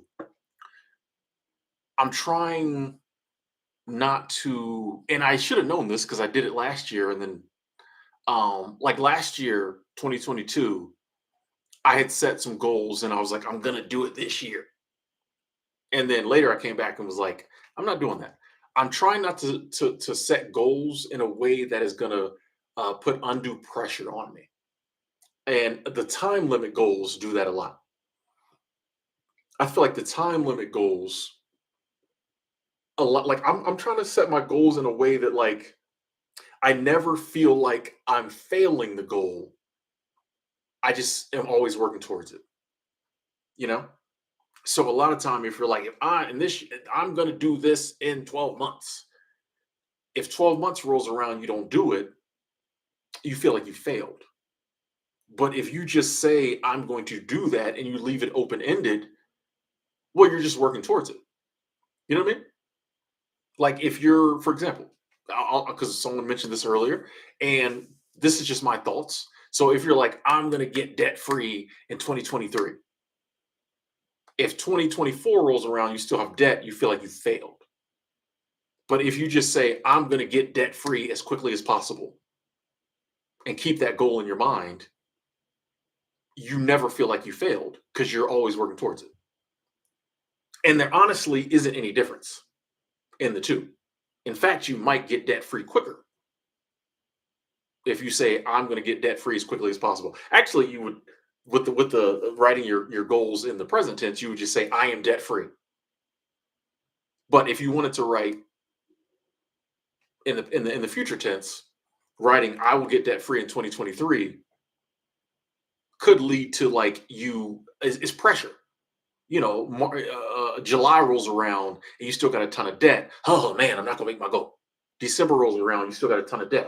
But if you say I'm gonna get debt free as quickly as possible, you'll never fail that goal as long as you're paying down debt. Like you don't always have to have a sense of urgency with your goals. You know, a lot of us have goals about a dollar. I had one about a dollar amount I was going to make in a year. And I'm like, you know what? I'm scratching that goal. It didn't feel right because I'm like, why do I need to make an arbitrary amount of number? You know, like people are always like, I want to make six figures. I'm not going to hold you because I'm always honest. That's what was on my list. Let me let me stop acting like people always say it was me too. And I'm like, why do I need? So if I made $90,000 in a year, that's bad because I said I was going to make six figures, right? So it's just like, and that's another one where if you put a time limit on it, what does that do?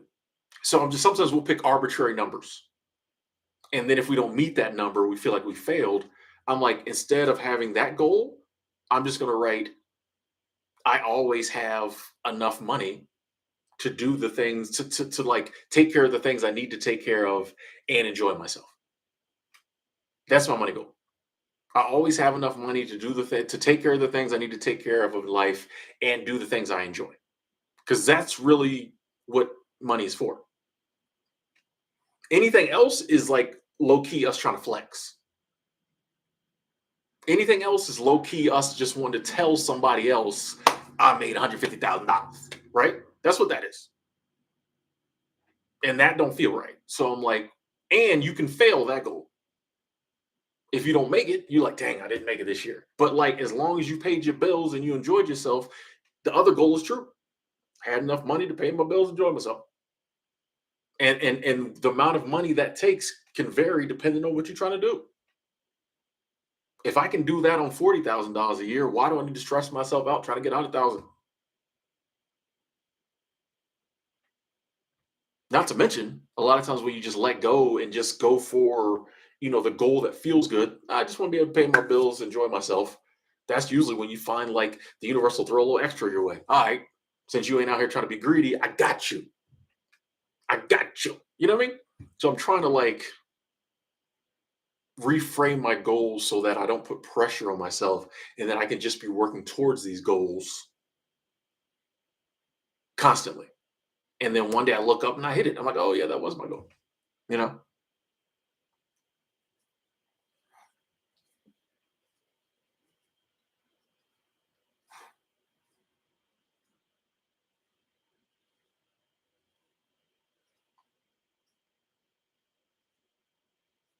Lori says I have a goal to savor what time I have left on this planet. Facts, facts. Yeah, I mean that's at the end of the day, our goal should be putting us on that path. Like at the end of the day, that's the ultimate goal is to like enjoy your time here on this planet. We all know we have a limited time on this planet as a human. We have a limited time, in this human experience. So like at the end of the day, we're all really trying to like just enjoy our time here. So you can make that the goal. Like I just want to enjoy myself. Like I don't need all this other stuff going on. I don't need to put this pressure on. I just want to enjoy myself. That's what we're all low key trying to do. A lot of times we just think that enjoyment, that happiness, that pleasure is going to come from other places where 9 times out of 10 it doesn't. Or we think we need a certain level of this to have that happiness, that enjoyment, and we might actually only need this level down here. We be trying to do all this up here when we were happy here. I give an example. When I was a younger man in my 20s, I firmly believed that the more women I had sex with, the happier I was going to be. The more notches I had on my belt, the happier I was. I'm here to tell you, I know now, I would have been a lot happier if I had just found one or a couple of women that like I really cared about, who really cared about me, and I just had sex with them or dated, perhaps. Who knows? I know that now, but at the time, it was we was out as much as possible trying to get them notches up, and it came with a lot of heartache and stress and all kinds of stuff. That when I'm looking back, is like, man, I should have just had a couple friends and kept it at that. Like, or one. I know me, it wouldn't have been. I know me at that age. You know what I mean? We do that a lot with like sex and money and stuff we party with. Just find something that makes you happy, stick with it.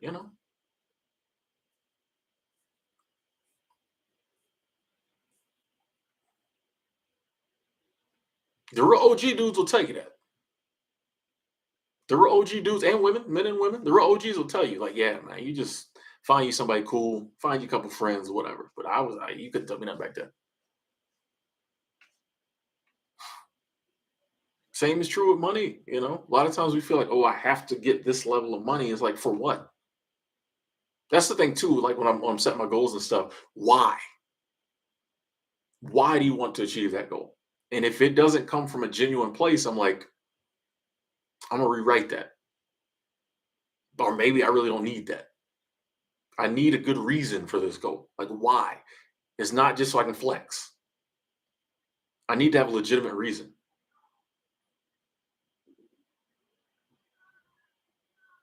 Because that also helps in the getting of the goal, in the achieving the goal when you have a legitimate reason. Because that helps you keep you on track too. Oh, this goal here, goal number 12, I want to do that because this keeps you on track. If you just because I want to, because I want to flex, like that really your subconscious don't care. You know what I mean? Like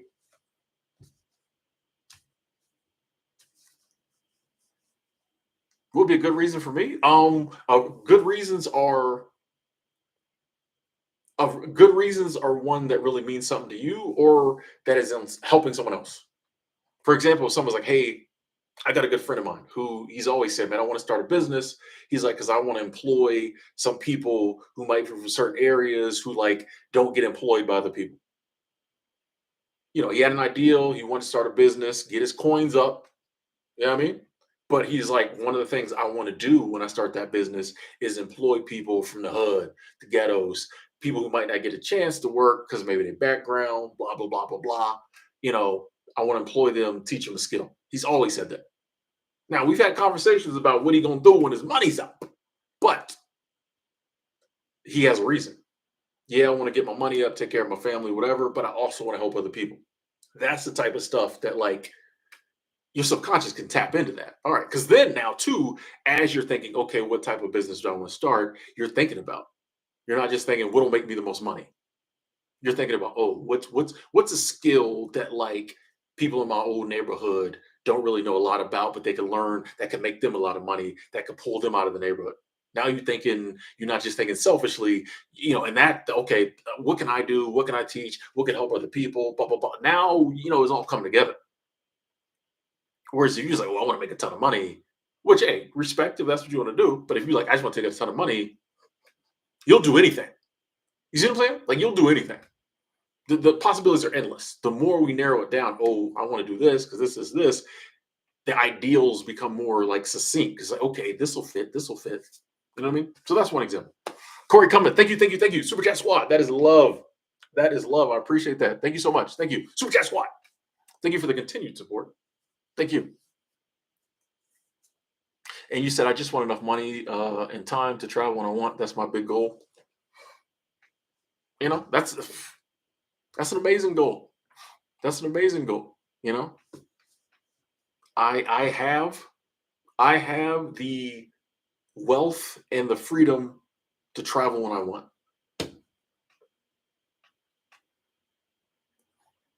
I'm trying not to use like money in my goals. I'm trying to use the word wealth more. We have a lot of with money sometimes. I have the wealth or I have the financial and whatever freedom to travel when I want. And then you ask yourself, okay, why do I want to travel? I want to expand my horizons. I want to see different cultures. Now it's all starting to come together.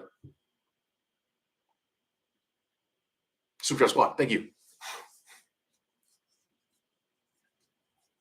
Oh, I got a lot of goals I'm working on right now.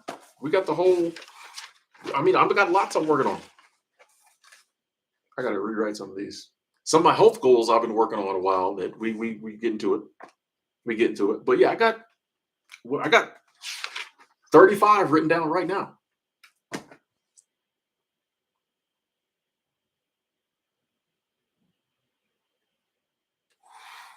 Annabelle says, "How do you get out of a vicious cycle?"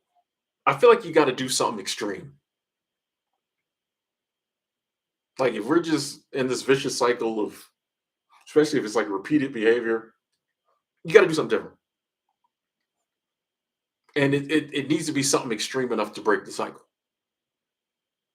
And I think sometimes we don't really want to do that because there's obviously something we're getting out of the cycle.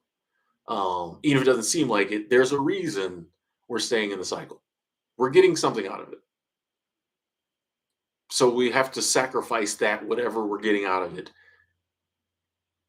and then break the cycle.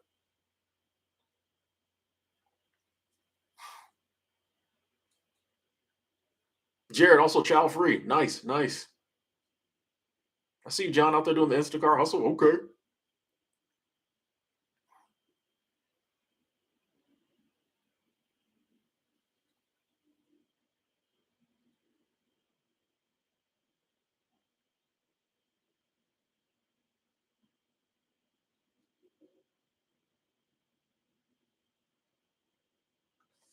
Fluffy bunny. I agree. I agree. We're a lot of people. A lot of times we find ourselves striving to like meet others' expectations. That, in my opinion, isn't that's not a worthy goal because it doesn't mean anything to you. The goal means nothing to you. You just want to do it so you can tell other people you did it. That's not, you're not going to get a lot of power built up behind that. You know, you're not going to get the universe to help you out with that. Oh, so you want me to help you do this so like Chad will think it's cool? Barbara will think it's, you know what I mean? Like it's not, you see what I'm saying? Like it's so like you have to really get yourself into this stuff. If you know deep down inside, it's really not like you can't fool yourself. You can fool your conscious mind. We do that all the time. You can't fool your subconscious. You can't fool your deep consciousness. So like I can say all day I want to do something, but if deep down inside the real me knows I don't care about it, it's not gonna really, you know what I mean? Like if you got a kid and they tell you they want a certain present, and you know the only reason they want it is because the neighbor got one, and you know they will not play with it once they get it, you're not gonna buy it for them. If you know your kid hates riding bikes, but the neighbor kid got a bike, so suddenly, you know, your kid wants a bike, you're not buying a bike. I'm not gonna buy this bike for you to just like let it rust in the garage. I'm not doing it. I feel like the universe is the same way. Our subconscious, same way. It's like I know deep down inside you don't care. I see this all the time. When I try to go after stuff I don't care about, it don't happen. I know you don't really want that. Like, stop. Yeah, I might throw a little energy at it, but like it's not. But when I'm like, when I go after something for a good reason that resonates with me, oh, then the magic starts happening. Then the coincidences start happening, things start aligning because it means something to me. But when it's like something I really don't care about, I'm just trying to ball out, flex in front of other people.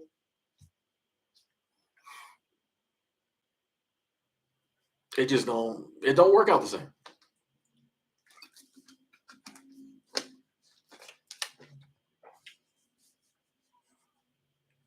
Yeah, you don't want to have a goal where you're like, ooh, when I do this. Now, let me just say that can be part of it. If like there's something you really want to do, let's be honest, we're all human. It'll feel good if it's something you really want to do it and be able to say you did it. We all like to show off a little bit. We all like to flex a little bit. Nothing wrong with that. But like when the flex is the only reason, that's different. But when it's like, hey, I want to do this, and Chad gonna see this. Oh, Barbara gonna be sick when I do this. That's okay too. That shouldn't be the main motivation, but we're human. That can be part of it. That can be part of it. It's okay. Yeah, Jess. If no one's around to see it, but I still want to do it. Yeah, that's a good one. That's a good one. If nobody was around to see it, and I couldn't tell anybody about it. That's why, like a lot of the money goals, ask yourself, like, if I couldn't tell anybody I did it, or no one could ever know I made this much money, would I care? That's why I think a lot of the money wealth goals should be based on doing stuff. I want to have enough wealth to donate to the charities I care about. I want to have enough wealth to be able to take care of my parents if they need me to. I want to have enough wealth to always be able to pay my bills, help others out, and do the things I enjoy. Because all that stuff you would do even if no one knew about it. Even if you never told a soul, you still gonna do that. But when it's like, oh, I want to make $250,000 next year. For what? Unless you like want to buy a house. You know, if you're like, oh, I want to make $250,000 next year because I'm trying to buy this house. Okay, cool. That's the reason. You would do that if no one else was around. Unless you're just buying a house to like flex. You know what I mean?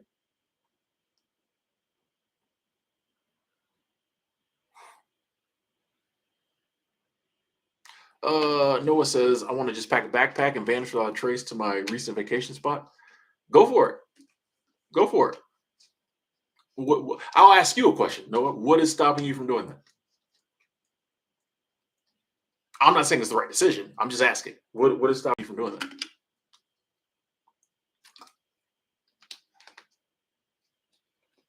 Hey, LenderTube, I appreciate you saying that. Thank you. And Norman checking in.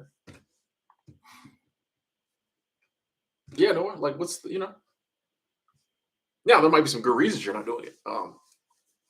But yeah, I mean, if you really have a burning desire to do that, it's possible. Oh, it's just the fear.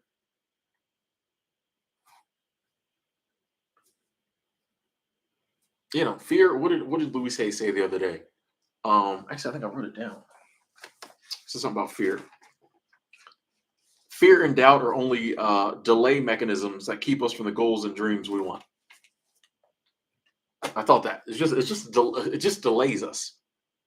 If it's something we're really gonna do, we're gonna do it. The fear just like delays us. Why let the fear delay you? You know what I mean? And honestly, if it's really just fear holding you back, There's not really any tips or advice anyone can give you. That's one of those internal. One day you just got to do it. Do it scared. Do it scared. Like you can't think your way out of fear. Never happened. The only way you can overcome fear is to be doing the thing you're scared of, and then you're not scared of it anymore because you did it. Sometimes you just got to do it scared. You know, what? I'm just gonna pack the backpack and go. Whatever happens, happens. That really is life anyway. At the end of the day, life is just doing stuff, and whatever happens, happens. Now we have a lot more control over what happens than we're taught to believe, than we, allow ourselves to believe a lot of times. But you packing that backpack and just disappear into a recent vacation spot might be the best move you ever make. That might set you up for the life that is meant for you 5, 10 years down the road.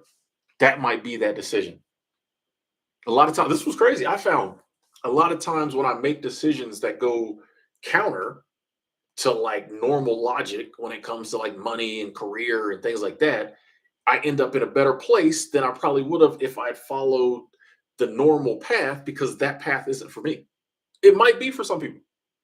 That's why all this is personal. You got to ask yourself. But like I found that sometimes when I do something crazy, it ends up working out better than it probably would have. Because like for me, that's the path. That's the move I needed to make. And that's why I'm a big believer in when like something is really calling to me consistently, I'm like, oh, this is probably something I should do for me. It doesn't have to make sense to everybody else. Everybody else may say that's crazy talk, Timothy. They've said that to me. It's crazy. Not in those words, but I saw it in their faces. They were polite about it. But basically, this dude is crazy. This is nuts. What are you doing? But it was the right move for me. And in hindsight, I'm like, oh, that move set me up for all this other stuff. And a lot of times it'll put you in a better position with the normal stuff. You doing something crazy might end up putting you in a better position with your career, with money, better relationship. Whereas if you'd done it the normal way, you might still be stuck in a dead end town where nothing's happening. You know what I mean? Like it's we have this ideal a lot of times, all of us, that there's a certain path, that's the way to do it, it's the safest way. That ain't true. Especially when you're actively tapped in with divine power and manifesting and setting up things for the future. The path you take is the path. This is the path I'm taking. So this is the path. And I may do some, wiggling and spinning and turning and detours or what on this path, but this is the path.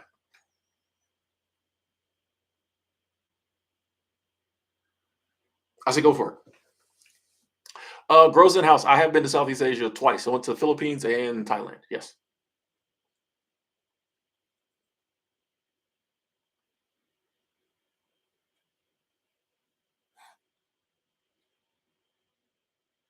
Yes, Highline Report. We came a long way from that first video, drinking beer, talking about comic books. Even though I still love comic books. Yeah, we came a long way.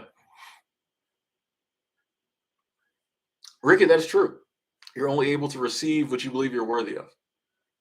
And that's why, too, I think a lot of times, the universe is sitting there, God, whatever, is sitting there with your blessings. You just ain't ready for it.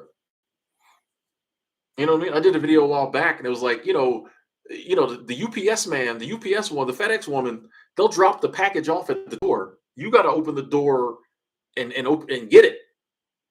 Amazon done delivered your package. You got to open the door and get it. So I think a lot of times our blessings are sitting there. We got to take that step, and belief is a big part of it, and believe we're worthy of it. And then take the action to get it. God done dropped the blessing off. The universe is, I'm holding this for you. If you just, come on. A lot of times it's us. I'll admit, I know probably the biggest part of why I've been single since 2014 is me. You can get to a place in life where you don't believe you're worthy of being loved, which is insane. But you go through some things. You make some mistakes. People cheat on you. You cheat on them. You know what I mean? You get the idea, like, I'm not worthy of love. Oh, I have to make more money, or I have to have get my body in shape, or I have to do all this to be worthy of love. That keeps the love away from you that might be sitting there waiting on you. Because I'm saying, oh, I'm not worthy. Ah, I could never get with a woman like that. She wouldn't want me. It's me. And I think, there's some growing I needed to do, or it was beneficial for me to do. But like a lot of times, it's us. Financial freedom might be right around the corner. We just ain't taking the steps. That happiness, whatever, we're not taking the steps. And I think, once again, we're gonna go back to writing down the goals. I think that you start, especially when you write it in that present tense, you start to believe I am worthy of love. I am worthy of having of good health. I am worthy of wealth. I am worthy of all the stuff that we're taught to believe for some reason, or we make ourselves believe we can't have. You can have any of it, all of it. There are people out there living some amazing, awesome lives. So can we. Like, there's nothing that's put on you that says you can't have an awesome life. Nothing. Not your sexual orientation, not your race, not your background, not your parents, not your current job. Nothing. People do it every day. Some really happy people out here. Okay. I like to think I'm pretty happy. I know there's people way happier than me. There's nothing says I can't get to that level. Nothing says any of us can't get there. It'd be us. Nah, I can never be that happy. Or people like, man, life ain't supposed to be about happiness. What I respect, they're just speaking what they believe is their truth. What else is there?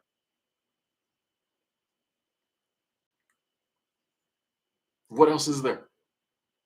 If anybody happy, we can all be happy, or definitely going after happiness.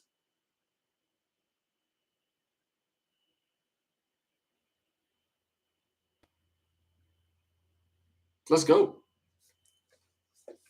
Yeah, man. I'm that's what I'm really working on, is just being like, I'm worthy of an amazing, awesome woman falling in love with me. And when I look back in the past, I'm like, oh, I had opportunities. I just didn't see them at that time because I didn't believe it. No way that woman's into me. Let me back away. I'm really him. You're really him. You're really her. Like, come on. Marissa Peer, who is, I love her. She is like just the most posh British woman ever. Like, I love, that's what her confidence is just. And she was saying, she was on the, what is it, Lewis Howe show or whatever. Um, and she was like, all of us are somebody else's fantasy. There is somebody, and I like to think somebody's out there who will look at each somebody out there, somebody's out there who will look at us and be like, dang, all of us, there's people who, or they'll get to know us and be like, man, I really like her, really like him. We're all somebody's fantasy. We just have to know it. And I like to think, be out and about enough to come across them.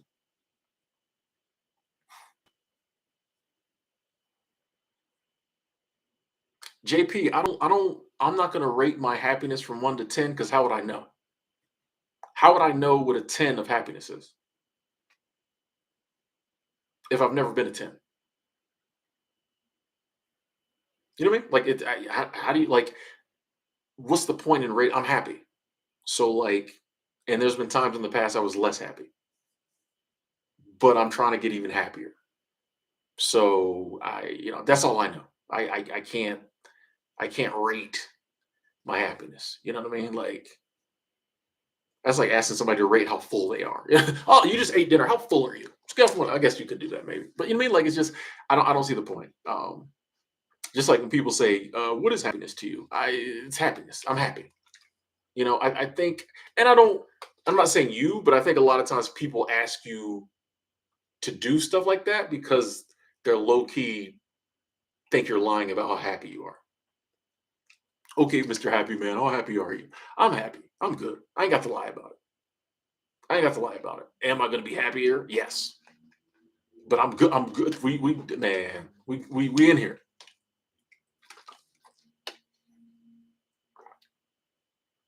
Hey Danielle, I love that. So my happiness fluctuates, but my contentness is constant, which leads to more happiness. Poetic Mitch checking in. Tony, you're definitely somebody's fantasy. Somebody's like, damn, wow. There's somebody in I would beg to venture that there's somebody in all of our lives right now who is madly in love with each other. There's somebody who knows us who's just like, whenever you post on Instagram, just sits there, expands the picture, like, dang, man, she fine. Man, he hot. I'm telling you. I just want to add, so if you're someone who does that, let that person know. If you're doing that with somebody, let that person know they your fantasy because they may be feeling, like nobody loves them, nobody cares. Let that person know. If we all just let people know, there'd be a lot more. Anyway,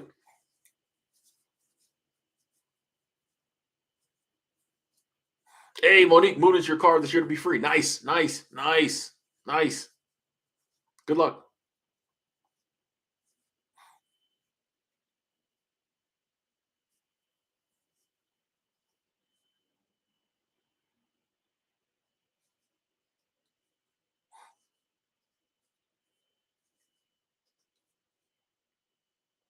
Sounds like lust. Nah, nah.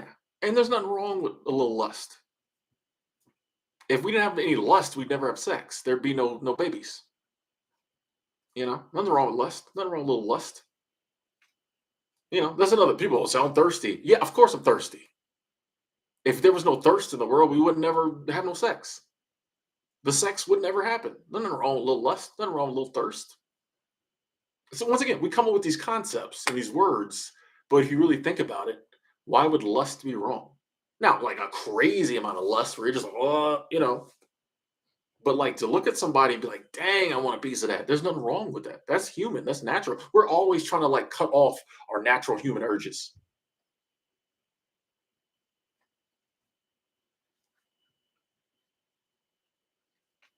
I would like I would hope that everybody who's like in a relationship before they got in a relationship looked at their mate like that. I would hope everybody before they got with somebody was on TikTok or the gram or whatever, like, dang, that person fine. Whoever I get in a relationship with, they better be looking at me like that. I'm gonna be looking at her like that. I want her to be like, man, ooh, that Tim, I don't know what it is about him, but dang, you know what I mean? Or feel that way. It don't always have to be the looks, but feel that way. Just be like, man, whew, nothing wrong with that. Everything in moderation. We have this idea that all of this stuff is wrong. That's the problem. We keep taking our natural human urges and emotions and saying they're wrong. Nah, moderation. Keep it in check. It's okay to be like, man, I do this. I do this on the gram. I got friends. I'll tell you. I got friends. I'll just message be like, sis, you know what I mean? I ain't trying to come at you crazy. You know me. But bro, I call my female friends dude, bro, all that. I'll be like, bro, in those jeans, sit. I'm done. I'm weak. Y'all don't. There's nothing wrong with that. Even if I'm not even trying to come at her like that. If I'm trying to come at her like that, I'll be like, so you gonna let me take you out while you wearing them jeans and then take you out of the? No, I'm joking. You know what I mean? Nothing wrong with that. Grows in house. I don't have any financial goals. Like I don't have a number. I talked about this earlier. I had a number and I'm rewriting that goal because like what I think we come up with numbers like arbitrarily. So my financial goal is one of them is I'm going to invest my money smartly on a regular basis, and I want to have enough money to take care of everything I need to take care of, do things that I enjoy, and help others. If I can do all that, I don't really care how much I make. You know what I mean? It's not a big deal. Like get your coins up, sir. But like, I'm not going to set down an arbitrary number For what? You know what I mean? So yeah, that's my financial closure.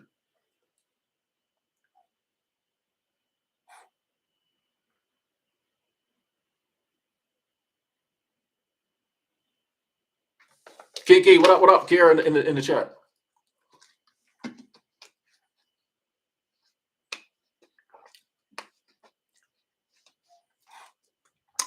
Reed, I'm not sure when my next vacation outside the country is. I'm hoping this fall I'll be able to go somewhere. That's the goal. Um, this fall.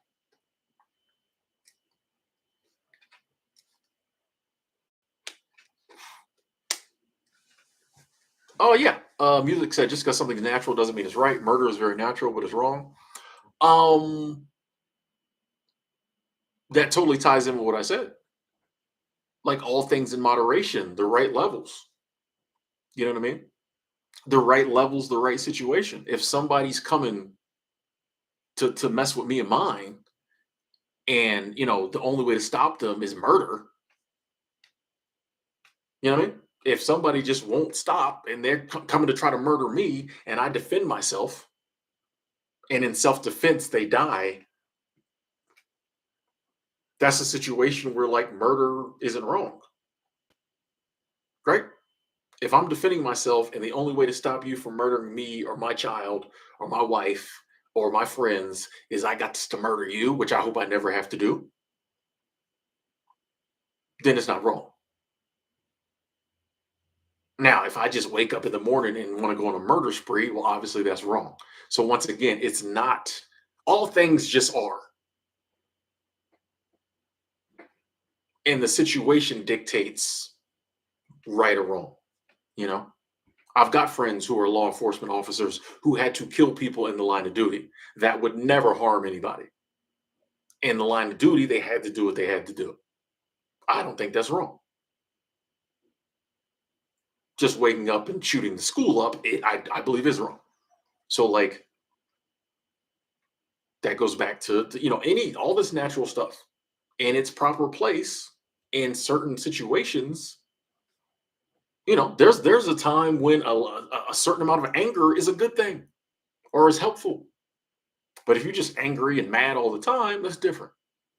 You know what I mean? We don't have to quibble over the words. Murder, killing, you know what I'm saying. Oh, boy, calm. Why is that working? Getting you worked up, Tim? People have the right to express their opinions.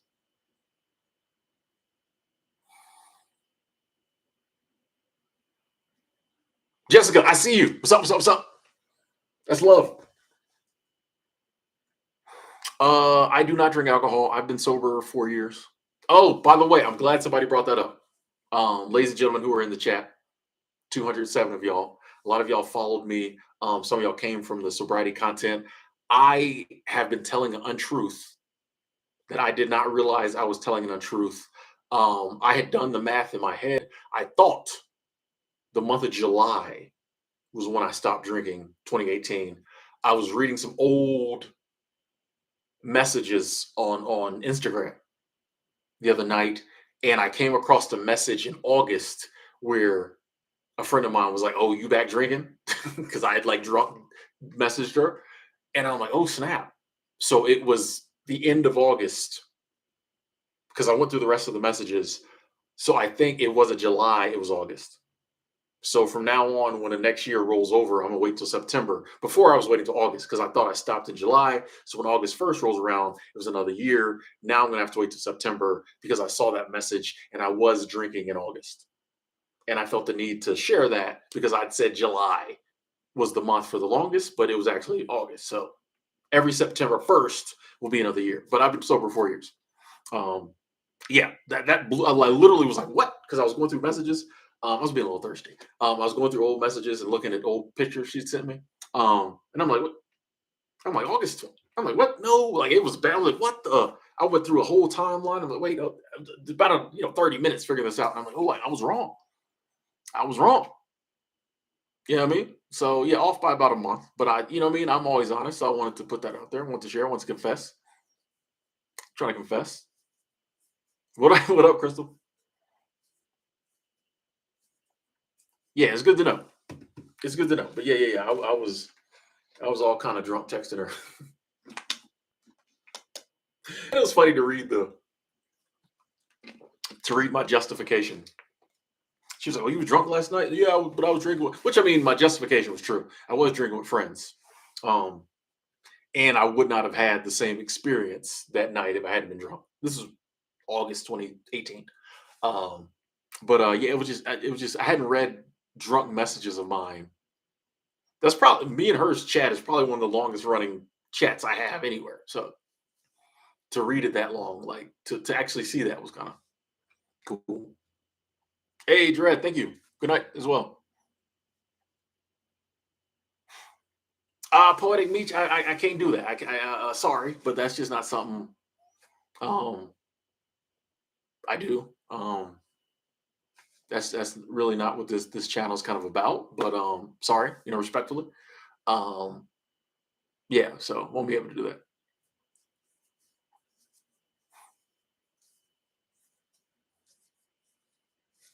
Make sure I don't miss any comments, anybody.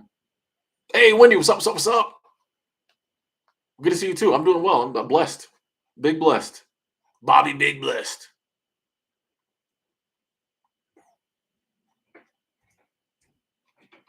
Where we have the comments?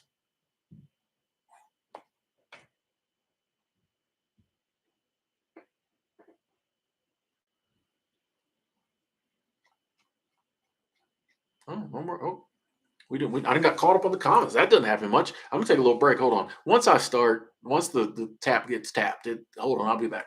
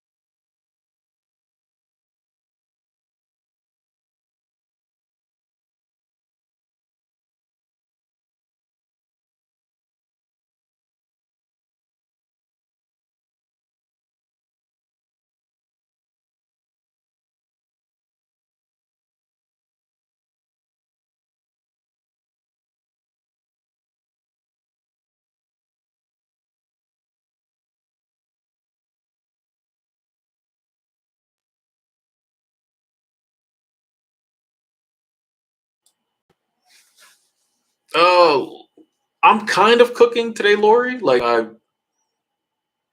I'm gonna make some rice and some black beans for dinner, but I'm doing it. I mean, I guess I'm cooking the rice. Um, but I'm gonna microwave the black beans. I'm trying to eating healthier is. I was watching a video Lynette Atkins did, and she was saying that like she was talking about health and stuff, and she's like, "There's some things I'm just not gonna allow myself to eat because they don't do my body any good." She's like, "I got too much love for my body, or something like that." And I'm like, "Dang!" Like I never looked at it that way. Like I gotta stop allowing myself to eat certain foods that I know aren't healthy for me. Like that's another when I look at it like spiritually. This goes back to what I was saying earlier about the energy you take in is a big factor in the energy you put out. And I'm like, I'm spending all this time trying to like, get the message, out there. And I'm like, the foods I'm taking in could be, stunting my growth in that direction. If I'm bringing in negative foods, that's affecting me negatively. That's affecting my message negatively. The energy that I put out. I eat something and it, makes me feel bad. I'm in a bad mood. I walk past somebody instead of smiling and saying hello. I'm just like, "Ugh." That's not the vibe I'm trying to put out. So I'm like, okay, it's not just like this is deeper than like, oh, I want to eat healthy, be healthy. Like me being healthy affects others positively, and I reap the benefits. So like, I do want to start definitely eating better for more than selfish reasons.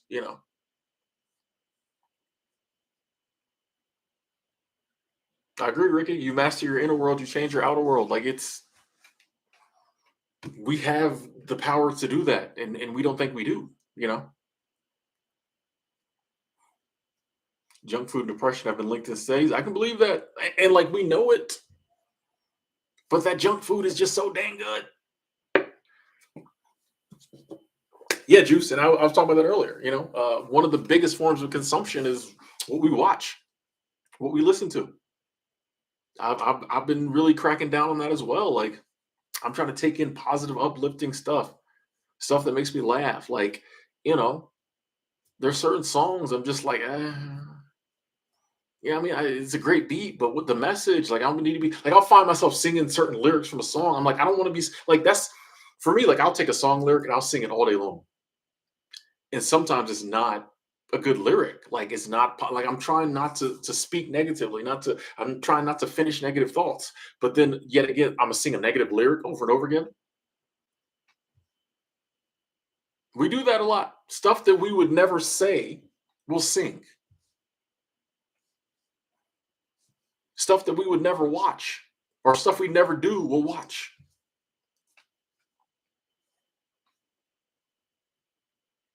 And then wonder why we're so scared. Our thinking's off. Like it's crazy. I'm trying to work on it. Trying to work on it.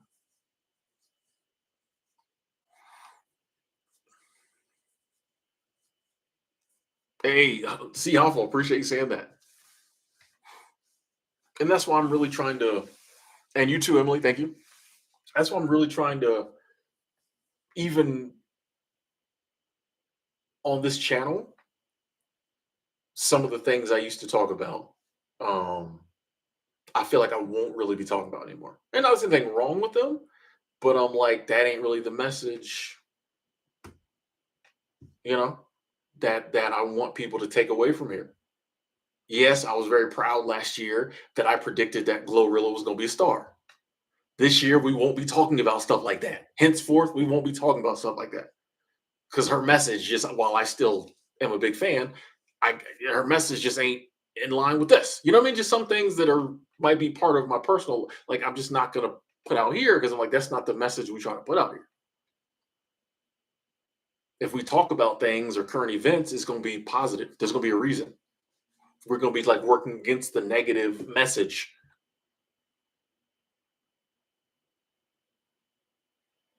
It's just not going to be like, oh yeah, that song's hot. Like, you know what I mean? Just different things. We're trying to get there. I'm trying to. I'll be honest. I'm trying to evolve or grow from.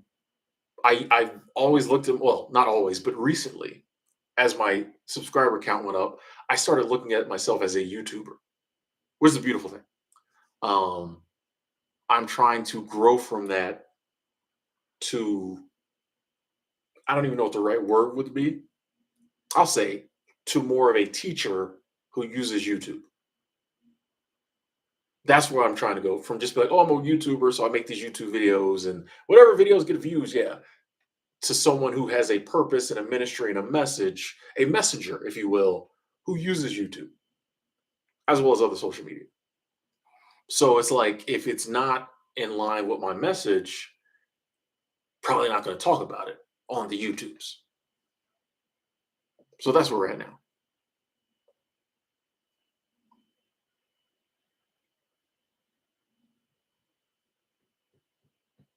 Hey, Tara Wyman, see you later. Oh, you're a bus driver for the Grand Canyon. Nice, nice, nice, nice. Have fun. Nice.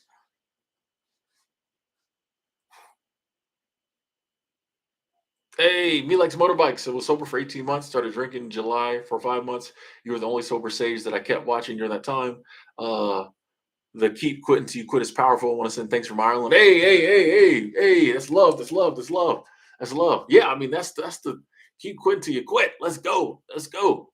Hey, appreciate that love. I'm feeling it. Sending it back to you. Over in Ireland. Nice.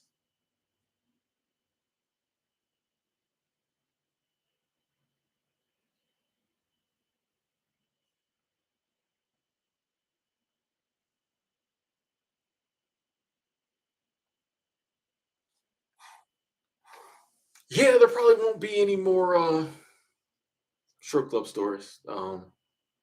If it comes up in the conversation and fits with the message, I might tell a story. Um, Say we're having a stream about relationships or something, and someone's like, "Hey, my boyfriend likes to go to the strip club. What's the deal with the strip club?" Someone actually messaged me the other day. We had a conversation on Instagram about that. That's different.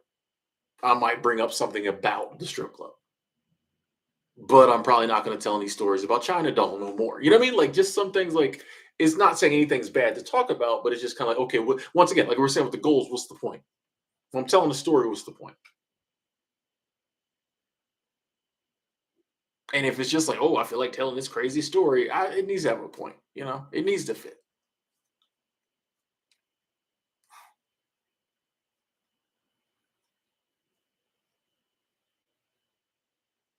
One day, I can assure you, I'm not going to be putting any spices on the black beans. Um, putting them in straight from the can. I like that sober sage too. That was pretty cool. We may have to steal that. Would that sound too pretentious? I'm assuming. I don't know. I like that word, sober sage.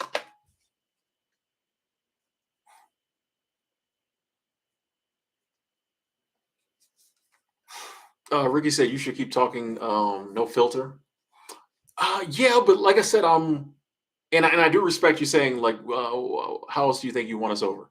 I'm gonna continue to be honest, and try to be funny and entertaining. But like I said, I feel like I'm transitioning from let's just talk about whatever to like let's talk about what we're talking about. You know what I mean? And so if I lose some of the storylines and silliness and things like that, that's just one of the sacrifices has to be made. How you doing, Maya? Because and I honestly feel there'll be more people drawn to the message that way. Because yeah, obviously all the people who stayed liked all of that, but I promise you there were some people who came and unsubscribed because they're like, man, I thought this dude was giving me this. He over here talking about this. You know what I mean? So sometimes you have to make some sacrifices, but we still have jokes. We still have jokes within the framework of, you know, positivity, truth, love, all of that.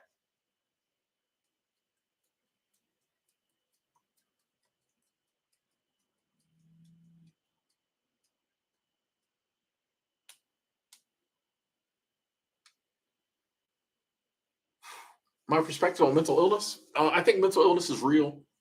And I think it is one of those issues that I think more people are starting to believe it's real. It's not. You still get a lot of people that think depression is your fault, which sometimes it is, but sometimes it's not. I think more and more people are being open to the idea of like, okay, mental illness is real. It's out there, and we need to do the best we can to help people who are mentally ill. And I think we're going to start seeing more research that the food we eat and other things we consume adds to the mental illness. Um, but I think it's real. And, as someone who's suffered from like severe depression, things like that, I know how like painful and debilitating it can be. And so like I hope we start to make more strides and find ways to like help people who because I mean a lot of some mental illness it just takes away your ability to do some of the things we've talked about today, like setting goals and stuff like that. Like you're stuck. You're not, your brain is ill. Your mentals are ill. You just can't do some of the things you need to be doing. So I hope we're able to make strides in that direction.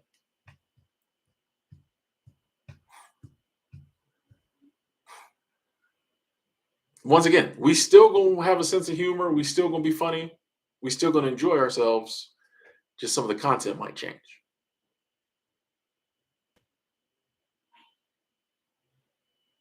We still gonna have a good time.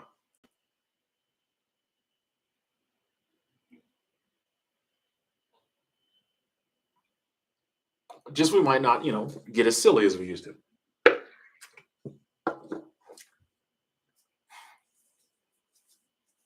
Ricky, yeah, I totally. Um, Abundance is what it's all about, and I think gratitude is one of the best ways to get tapped into abundance. Like because when you're grateful, you recognize the abundance you already have in your life. And I think it's one of those things that, like, if I'm a parent and I give my children something and they really appreciate it, I'm going to give them more if I can. If I give them something they don't appreciate it, I'm probably not going to buy them nothing else. I think it's the same, with the universe, with source, with God. We we all are surrounded by so much abundance, and if we just dismiss it as, this is what I'm entitled to, or we don't pay it any attention, what's the incentive to be given more? But like when we look at all the little things we have and we're super grateful for it on a daily basis, then there's incentive. Oh, this person really appreciates the air they breathe, the food they eat, the water they drink, the love they have. I'm gonna give them a little more. And gratitude is huge. Gratitude is huge. Entitlement, but like gratitude and just be like, man, where's my gratitude gorilla? When I went on vacation, I cleaned my room up and like kind of put everything away. And like, I don't know where my gratitude gorilla is. He might be in there. I have very few possessions, so I always know where everything is. So now I'm kind of tripping. He might be in that box. He might be in there. I think he's in there. Okay, cool. Yeah, that's weird.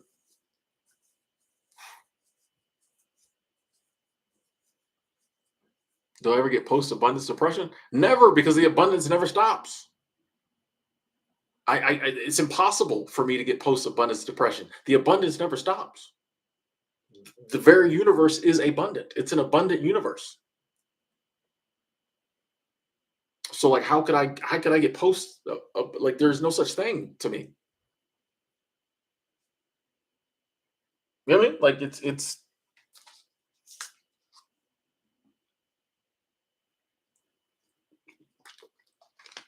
waking up in the morning is an example of abundance. I was granted another day, and the sun rose again, and I'm still breathing, and I'm still able to walk around. I'm still able to talk. I'm surrounded by abundance, even on the boringest day.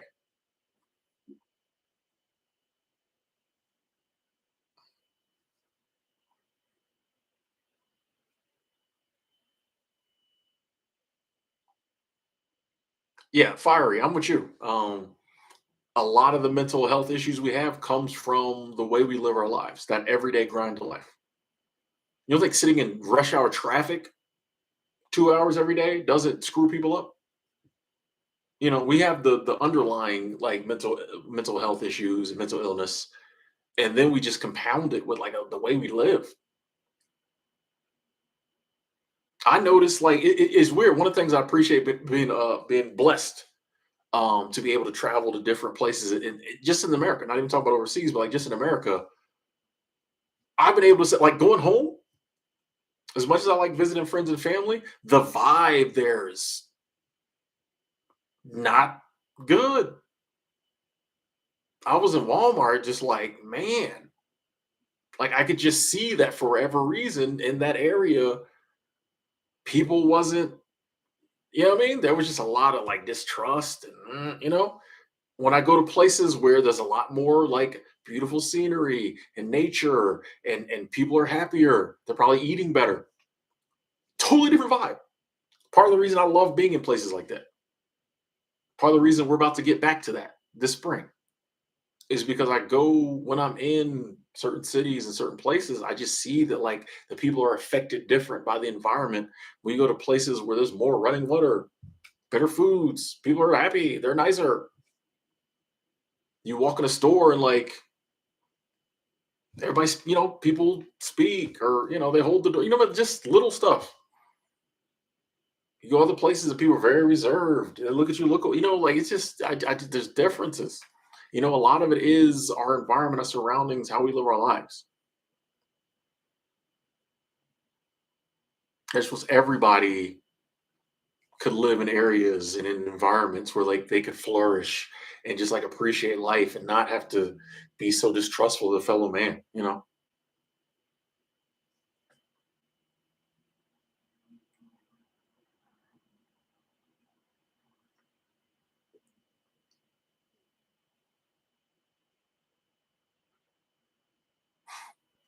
Yeah, Danielle, I'm still sending out love. One of the things I didn't do for most of my time living here is I didn't send out love to this apartment. I was talking very negatively about it, and I've changed that up. So I'm blessed to have this apartment as long as I have it. But I am excited about moving. Yes, yes, yes. And to answer the question, kombucha tastes amazing.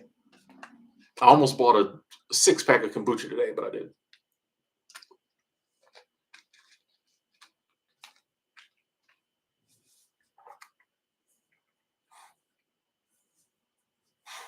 Corey Cometh, we haven't released that information as to where we're moving next. But trust me, y'all know when I get there. But we got another little we got some fun lined up for February. So gamer girl Aisha, I see you woke up from your nap. You've been killing the game, Aisha. I gotta give you your flowers. You've been putting in the work over there streaming. You've been putting in the work. You missed a lot. You missed all the good stuff. And thank you for the whole pink ensemble the other day. That was see, I told y'all. You can give a woman her flowers and compliment her, without it being, wrong. I was thirsty. It's okay. Now what? Well, was it in a good way?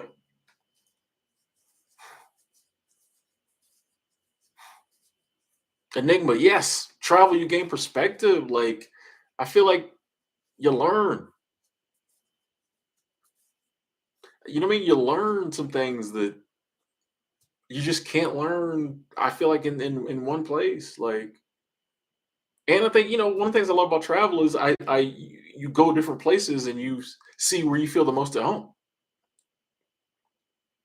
and then you can use that to like when it comes to like designing the life you want to live. Environment is huge. So if you only know one environment, you might say, "Hey, I don't want to live in this environment anymore," but you don't know where you want to go. Like that's why I just wish everyone had or took advantage of the opportunity to travel because I think it's even people are like, "Oh, I'm just not a big traveler." I just feel like there's some things you might pick up that could enhance your life that you just ain't gonna see because it's not there. You know.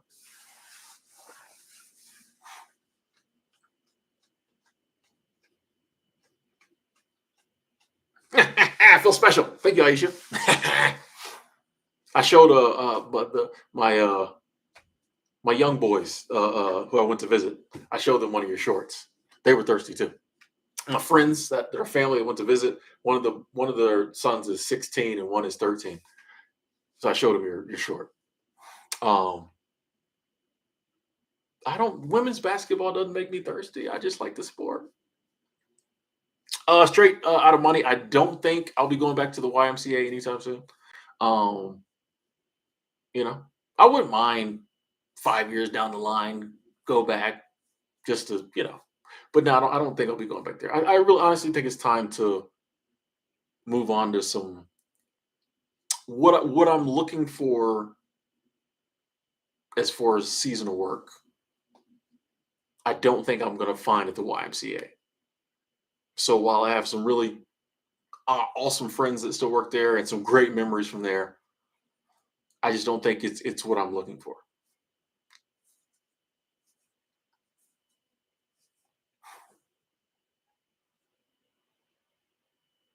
Headhunter, yeah, you definitely can't bring kids to the dorm rooms, the employee housing in Alaska or pretty much any seasonal work. Um, you're probably if you're looking for cheap houses to rent, it depends on what part of Alaska. I know I was looking at working in Fairbanks this summer, and they have a lot of dry cabins that are pretty cheap to rent. But houses as far as like family type houses, I really don't know because I've only looked into like houses for single people.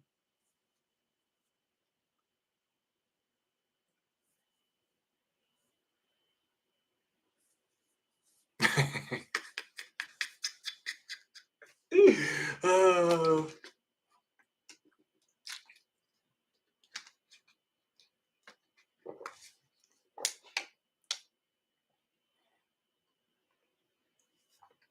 Aisha, I don't put on subscriber only mode in the chat just because I feel like sometimes people might pop in and want to be a part of the conversation, and I don't really like want to. I don't want them to have to subscribe. You know, so I usually won't put that on just because sometimes people will come through and just want to talk. Maybe that's what leads them to subscribing. Is they come in, they join the chat, they have fun, feel the love, and they're like, oh, I'm gonna subscribe. So I just kind of leave that off. We usually don't get too many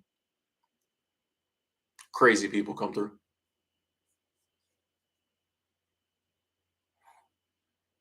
Yeah, Headhunter. I don't. Yeah, Fairbanks or I haven't been to Fairbanks before, but Anchorage, your first time going to Alaska. Yeah, I think that's cool. I don't see. I mean, any.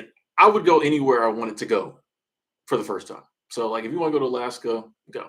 Like I don't think it matters the city really. Anchorage is Anchorage, but it's still cool. I've been to Anchorage many times, walked around. It's fine. So yeah, I'm big on Alaska. Like I tell everybody to go. So yeah, go.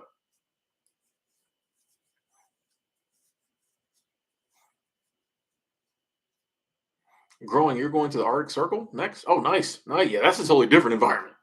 Totally. Have fun up there. Spinning Wheel said, I appreciate that your channel is open as someone who's never donated but often listen. Yeah, exactly. Exactly. The messages was important, you know. And I get a lot of fun out of doing these live streams. It keeps me from just sitting in this room by myself. And the money is cool, but like that's not the be all end all. If I plan to do a stream, I'm gonna do the stream, and if nobody donates, I'm cool. I still get the AdSense revenue from when people come in from the ads. You know what I mean? So yeah, I appreciate and love the super chat squad, anyone who donates, but like you're never gonna see me like, oh, that person doesn't donate, so I'm not gonna. Like it's not like nah, it's not about that. You know, donations are a blessing, um, not a requirement. You know what I mean? Like I would never and no shout out to them, but no shade to them. Excuse me, but I see other content creators like demanding donations, stuff like that. That's just this channel isn't that. You know what I mean? Like I'm not gonna be like, hey, I got some stuff I want to share with people, but you got to pay. We're not doing that here. If I ever came up with a course or something like that, well, yeah, that you know what I mean, that or wrote a book, that would be something that like, okay, if you want this extra, but like the chat, now we just have a good time.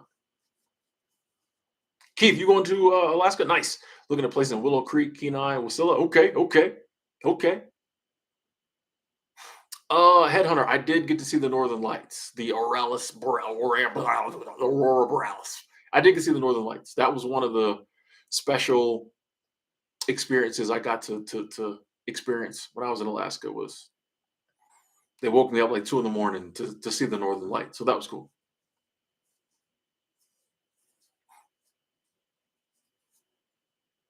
Hey, me like motorbikes. Today's easy as always today. Facts. KK vlogs, them job photos on Coolworks don't do it justice. You got to go to see it yourself because you can see the scenery, but you can feel it till you're there. Alaska feels different because it's not connected to the lower 48, so it's got a different. You know what I mean? You got to feel it for yourself. Launchpad. I've never worked in McCarthy, Alaska, so I really don't have an opinion, but I'll say do it. Good night, Lori. How do you say sober on vacation grows in house? I feel like that's kind of a hard. The whole how to stay sober question is a hard one in a setting like this to just say something. I mean, because if you're 17 days sober, you know how to stay sober. You know what I mean? So I mean, we all know how to stay sober. Don't drink. But when you're on vacation, it's the same game. The reason why like vacation and holidays and other things like that scare us so much is because like there's situations where it's expected everybody to drink. I'm going to a wedding. I don't want to drink. Freaked out about it because everybody expects you to drink at a wedding. But you get to the wedding and you just say, "Oh, I'm not going to drink." and they say, you don't want champagne for the toast? No. You don't want to have a couple drinks? No. Same with vacation. You get on vacation, and then when people bring out the alcohol, you say, hey, I'm not drinking.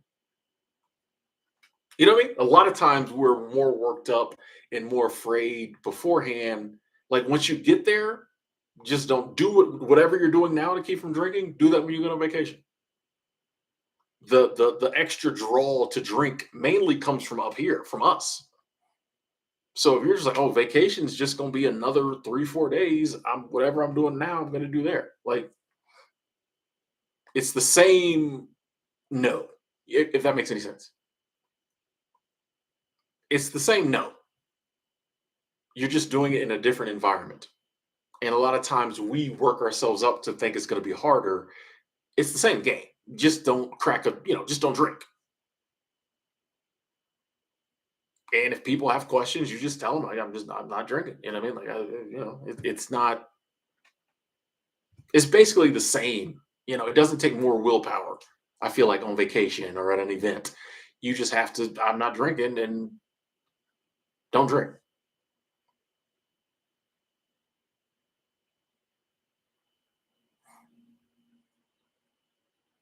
Living Go Loud podcast checking in.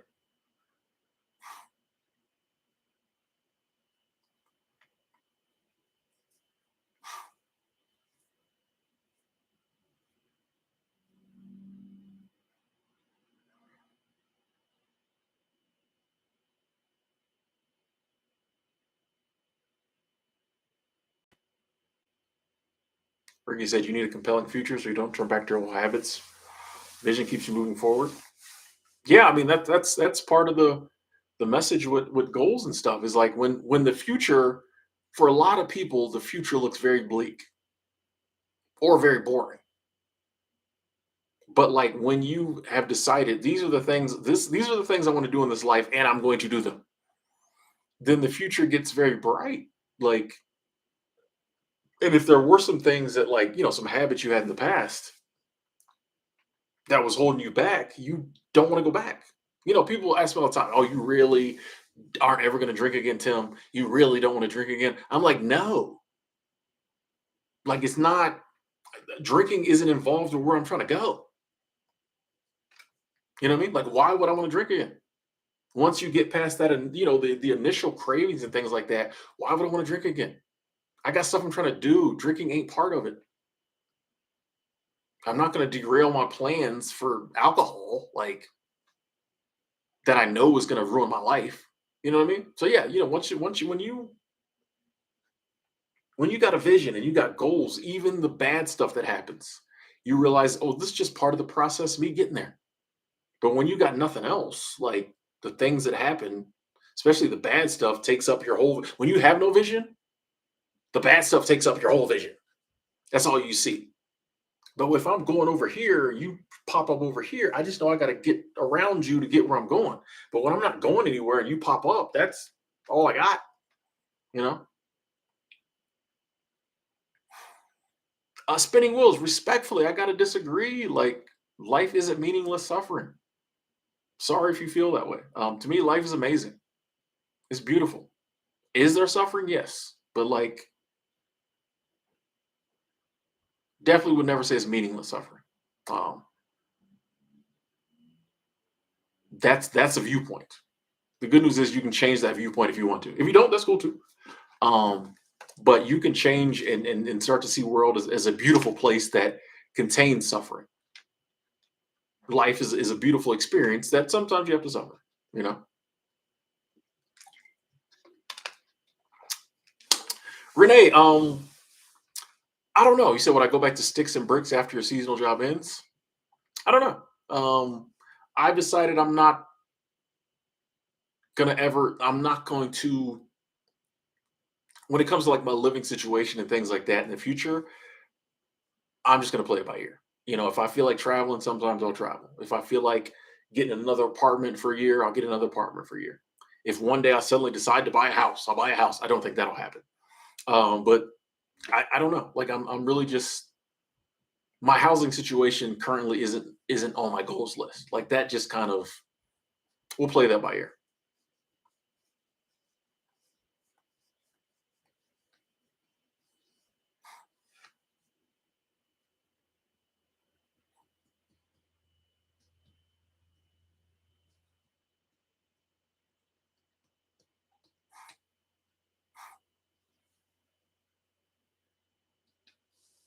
Yeah, and I mean, different wise men and women and philosophers have different viewpoints. And I think, however you got to look at the world to get through it, cool. For me, I get through this life by looking at the beauty in it. Other people like to, look at the suffering and pain in it. Yeah, there's no rules. You know, I just am fascinated by the abundance and the beauty. You know,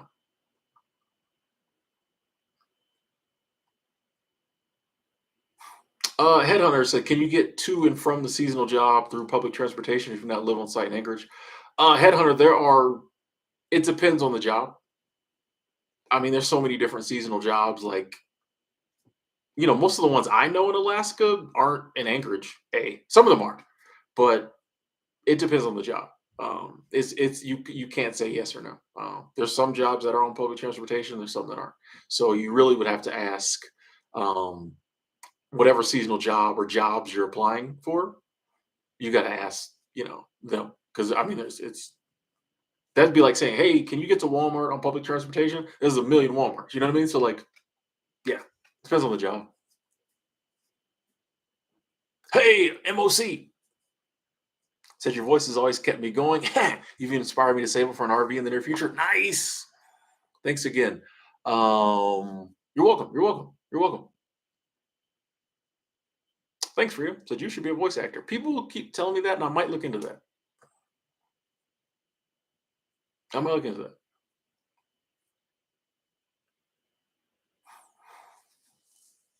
How to stay on 2023 weight loss goals. I think with any goal, I'm big on like writing your goals down, reading them daily. But honestly, no one, if someone could say something and will make you stay on your goals, that person would be a trillionaire. You know what I mean? Goals is us. You know, like no, I can only achieve. I can achieve my goals. Someone can motivate me and make me, oh, all right, I'm gonna do it. But like, no one can say anything to like really make you do your goals. Like it's an internal thing. Like we each have to find a reason to stay on our goal. And I'm a big believer in, like I was saying this earlier, why do you want to lose weight? And focus on that. As opposed to like, oh, I'm gonna look good, I'm gonna show them, which is cool. But like, why do you want to lose weight? That way when you're tempted to eat something or not exercise, you can come back to that and be like, no, I'm trying to do this. Yeah. So no, my Terry, check it in. Angela, how's it going? How's it going? Good to see you.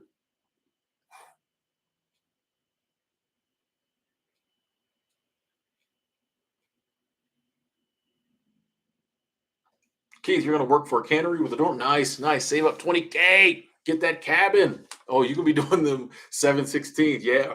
Have fun with that. Hey, you're a better man than me with that one. Yeah, yeah. Have fun with, yeah, you can make a lot of money at the canneries.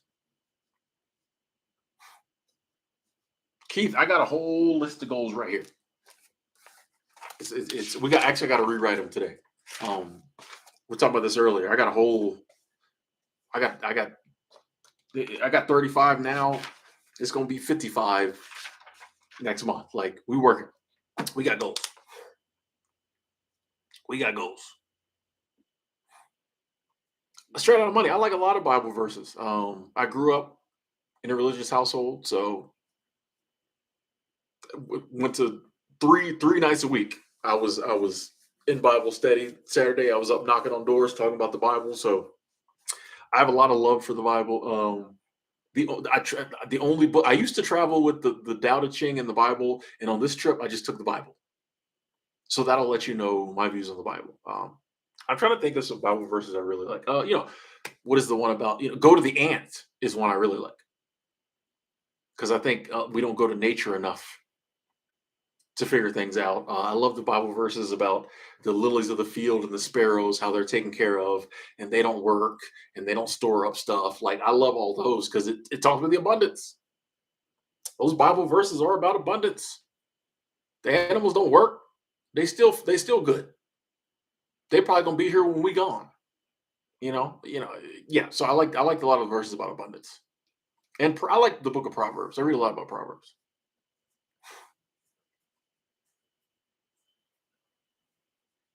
Hey, no problem. Retired 2019. You're welcome. Chris, no, some of them are short term goals. Some of them are longer term. I was saying earlier that I didn't used to be very good at long term thinking or long term goals, and part of that was because I felt like I had to take care of goals quickly. Got to do it. I'm a big believer. Like, yeah, the future's not promised to any of us. So it's like, yeah, some things you need to do. Don't put stuff off. But there's a balance. So now I'm realizing that some things I can do immediately, other things I might be better served to wait. And just because, yeah, life ends and one day this existence will be over doesn't mean I don't have another 20 years to do some of this stuff. So I don't have to immediately run out and go off half cocked and do some of these goals. Some of them I will do this year. Some might come in 2029. Some might come when I'm 69. You know what I mean? So like I have a combination of short and long term goals, and most of them I just have the goal. Most of them I just have the goal, and like when it strikes me that it's time to do it, I'll do it. And if that's next week or next month or next year or 10 years from now, I'll know it's the right time. So I know some of them will be long term, some will be short term. And I'm cool with that. You know, it'll happen when they happen.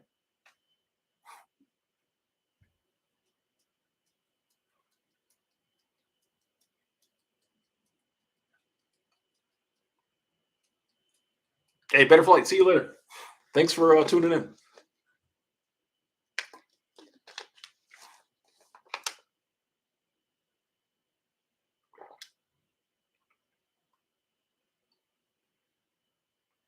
I'm reading this Isaiah 40, 41:10.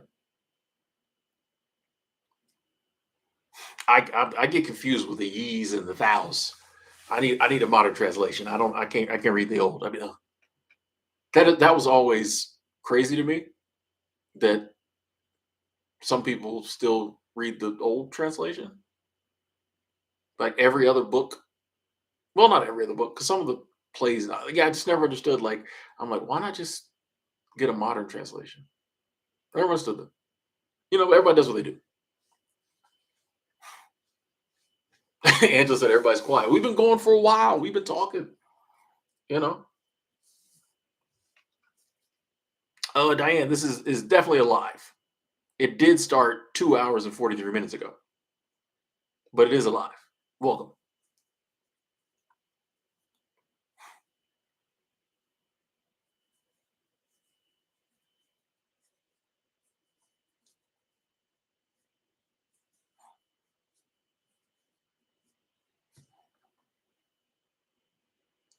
Oh, I didn't even realize that was you, Gaia.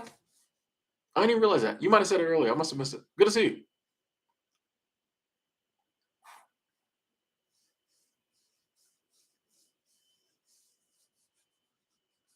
Oh, you need something a little more neutral. Okay, cool, cool, cool, cool, cool, cool. Yeah, yeah, yeah, yeah. I'm glad I realized that was you.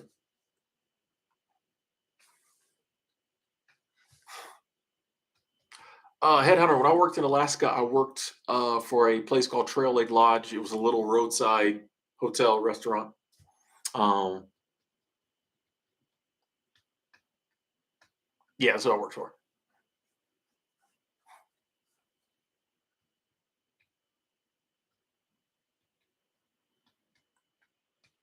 Yeah, Keith. I mean that's another example of gratitude. It's like, hey, I was born in a country where we have all these freedoms, and I would imagine people in other countries when they see a lot of us living lives where we just get up and go to a job we hate and just stay in the same place forever and ever, they probably flabbergasted.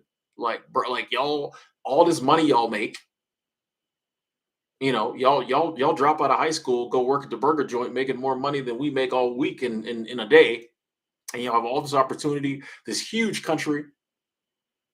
all this freedom and y'all don't use it. I imagine a lot of people look at us and don't understand, like Americans. Like y'all don't, y'all got all this opportunity. You can start whatever business you want. You can live anywhere in this huge country you want. A lot of people live in very small countries and can't really go a lot of other places. They passport don't take them too many places if they can get up the money to get the passport and travel. And they're like, man, y'all got all these freedoms and opportunity, and your passport will take you virtually anywhere in the world, and like y'all just stay in Oklahoma. Like I think a lot of people though they don't understand it. You had a little snow, Angela. Okay, okay, okay.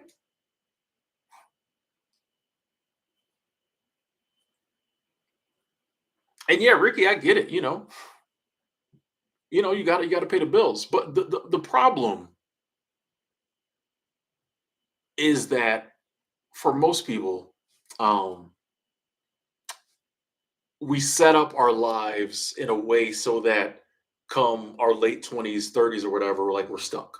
That's what happens.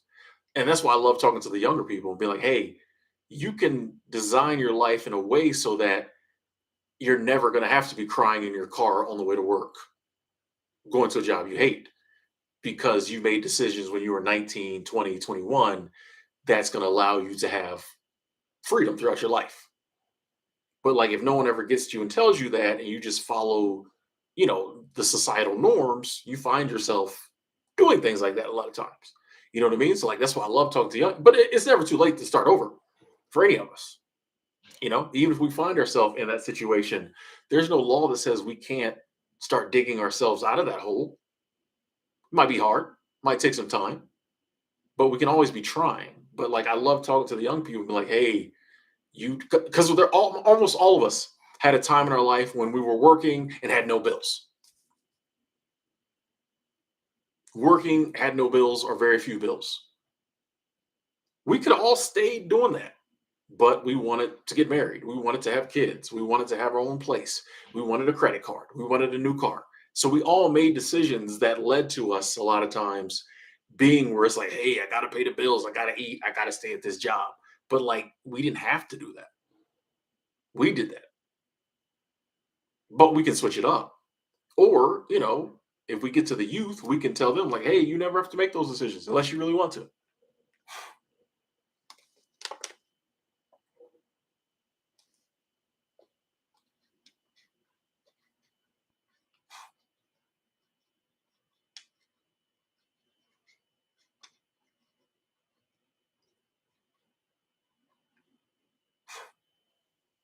Yeah, crypto. Yeah, that's the advice. Like if you feed into what everybody else is doing, society is always going to tell you to like stay put, spend more money,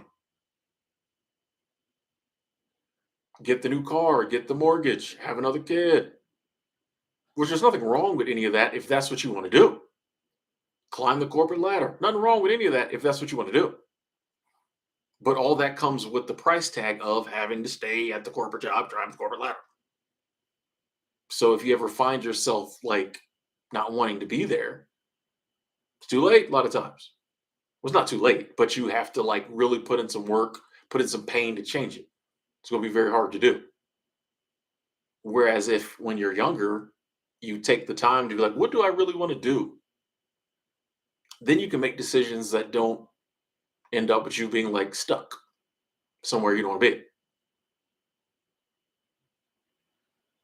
Straight out of money, I definitely pay taxes. Oh, I definitely pay taxes. We are going to have to write a check this year. I was just checking my tax bracket. Right before the stream, I was checking my tax bracket. So yeah, we're gonna have to write a check. We gonna it's gonna be a check. But I'm blessed to hopefully have the money to write the check. So yeah, I definitely pay tax. I pay all my taxes. You know what I mean? Like I pay all my taxes. Like yeah, yeah, yeah. I don't mess around with no, no, no, no. I'm good. And like What Louise Hay had said, like view paying taxes is like paying rent to your country. You know what I mean? I get a lot of cool stuff from you get roads and interstates and police and fire. So I get some good stuff from paying my taxes. Jim Rohn said something about that years ago. It's like instead of looking at once again, I'm trying not to look at things negatively. So like instead of like, oh man, I got to pay all this money, I'm like, oh snap, I made money. I made so much money this year, I got to pay this much in taxes. I'm up. You know what I mean? It's simple. You want to pay less taxes, make less money, or find a better accountant. But yeah, it's just like if you just write the check and get it over with, and look at it positive, like, hey, I get a lot of stuff, and this is the price I have to pay for it all. Like, it's not. Taxes is mindset. Now, your boy's gonna get all his deductions. Trust. But like, what I owe is what I owe. Like, I ain't mad about it. Yeah, I got a great life. So and I got to kick some of that up to the country that allows me to have that life. Ifco, what up?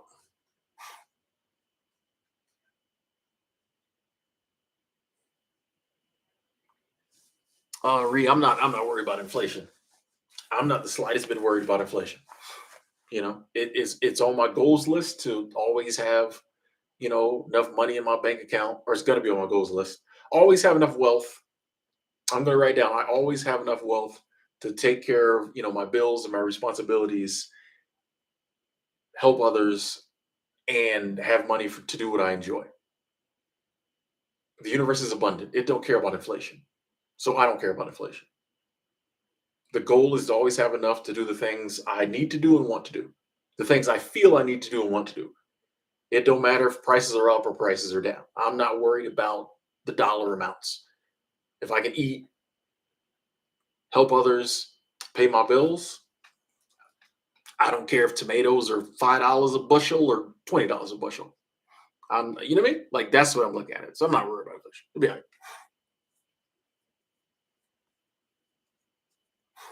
Headhunter, I started traveling at look at that. Ooh, wee. I started traveling at 35.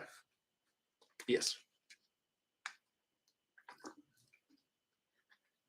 Space Cadet. I've been on the Amtrak train before. I actually have a video that breaks down some on this channel, breaks down my best, what I feel my best Amtrak tips. Um, hey, if you want to, second person to ask about this, if you're wanting to pick up, pack your stuff and leave, I say pick a destination and go. Now I will say this: I would ask myself, am I running away or am I truly wanting to travel?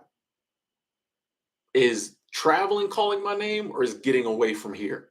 Which either one is okay. But like, there's a difference between like just running away and like doing something I want to do. Because if like hopping on that train and traveling isn't what you really want to do, you're not going to be happy doing it. You're just going to end up somewhere else where you don't want to be. Um, so I would ask, hey, am I running away? I really want to do it. And if it comes like you really want to do it, do it. Go for it.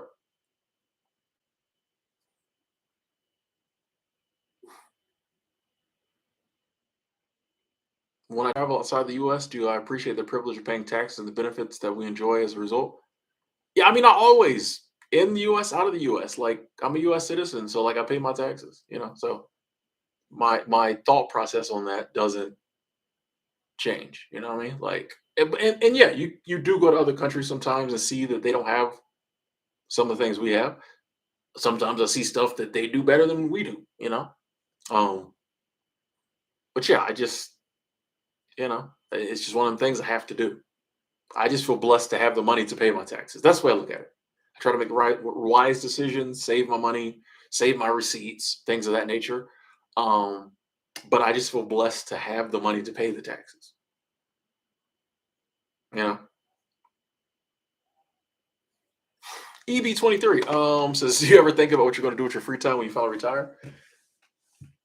My retirement will probably look much like this year looked because like I only worked Last year looked, I only worked a total of maybe, if 2 months, 2 months.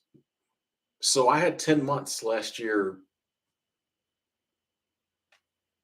just doing what I wanted to do, just working online basically. So that's what my retirement's going to look like. So it's not like it's going to be some epic change, I feel like, for me. Cause like that's, that's why when people are like, oh, you said you're going to be retired by 45. Are you going to make it? I'm like, I kind of was, my ideal retirement was what I was doing last year. Like, just been able to pay my bills off of my own, creation and content. So yeah, I mean, it'll be the same.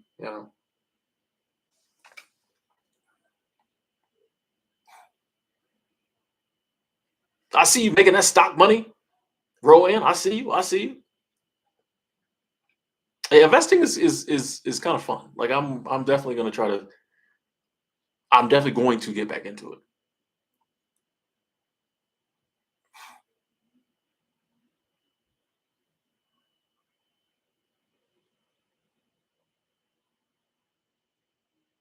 Hey, Missy Moto, thank you, thank you, thank you, thank you, Super Chat Squad. Thank you, thank you, thank you. That is love. Thank you so much. Said, yay, it's him, the one, the only, the Tim Ward. Yes, the Tim Ward. Go. Sorry, glad to see you. Thank you, thank you, thank you, thank you. Good to see you too. Thank you so much. I appreciate that abundance. Thank you, Missy Moto coming through. The continued support. Super Chat Squad in the building. Yes, yes, we here. We here. We are in the building. Hang on, folks. On that note, I'm gonna take a quick break. I'll be right back.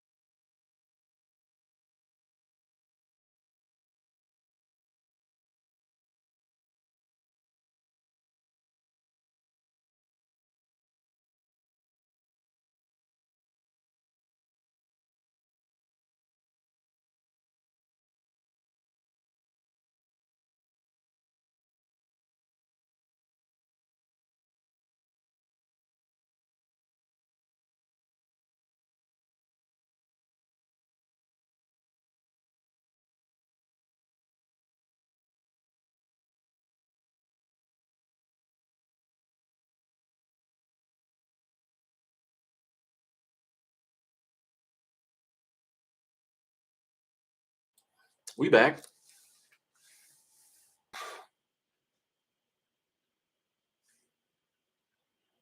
Oh, you wondering what I was gonna pick any new hobbies or passions? Um, I mean, it's kind of like the same thing though. Like I feel like when I retire, it's not like someone who's worked 40 years and then like they retire and now they got free time. It'll be normal to me. So like I don't think I'm like, you know what I mean? Like I don't know if I would, if I pick up some new hobbies or passions, it'll just be along the way. I don't really think, unless I find like a job that I suddenly want to stay at. Like if I find a seasonal job, I really like it and I stay, and then like 20 years from now I retire from it. But I'm pretty sure that like I'm never gonna retire. Like, you know what I mean? Retirement for me will just be what I've been doing. So I don't think there'll ever be a demarcation of like I'm not retired, now I am. I think I'll just keep doing what I'm doing.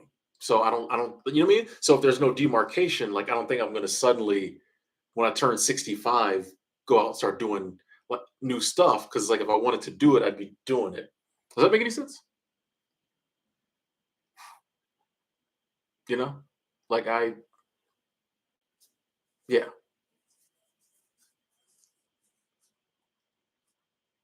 yeah, just I don't, but then again, like I said, who knows?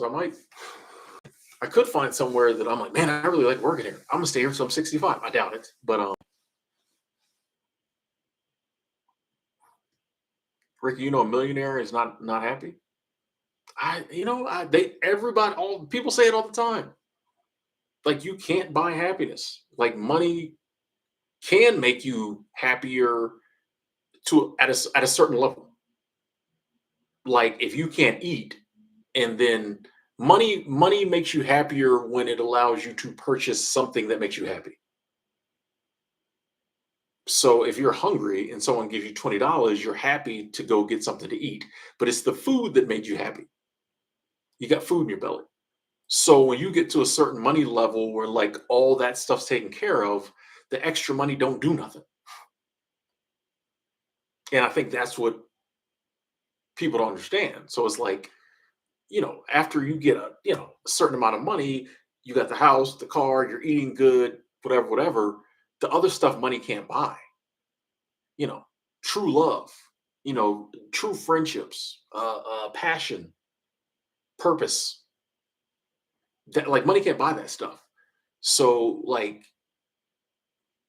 it makes sense that like there will be some people sadly who have a ton of money and aren't happy because the stuff they're lacking money can't obviously money can't buy.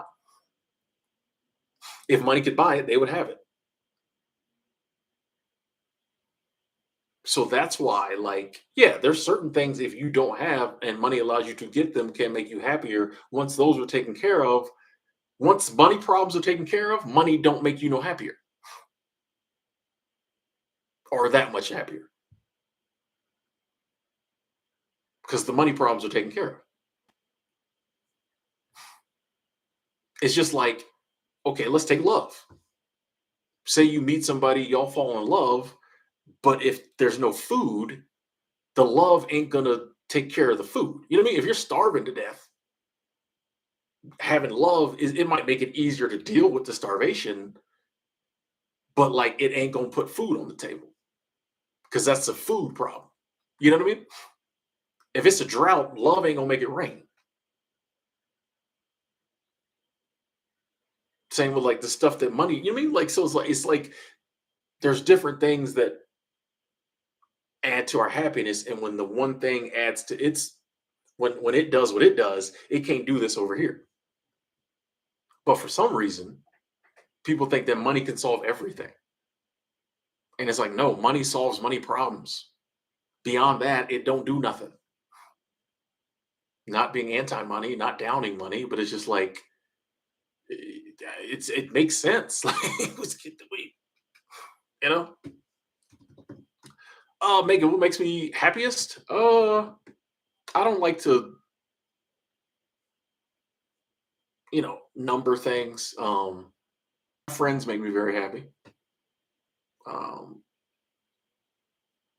Getting my message out there makes me very happy. Feeling like I've helped people makes me happy. But I don't like to, what's the word I'm looking for? I don't like to number. I don't like to prioritize. Like I don't really. Can something make you happiest? I don't know. I don't know. Hey, MZ, thank you, thank you, thank you, Super Chat Squad. That is love. Thank you so much. Says you can't put a price on peace of mind. Exactly. Peace of mind ain't a money thing. Super Chat Squad. Thank you so much, MZ. I appreciate that. Honestly, more money probably takes away from your peace of mind because you worry about using the money.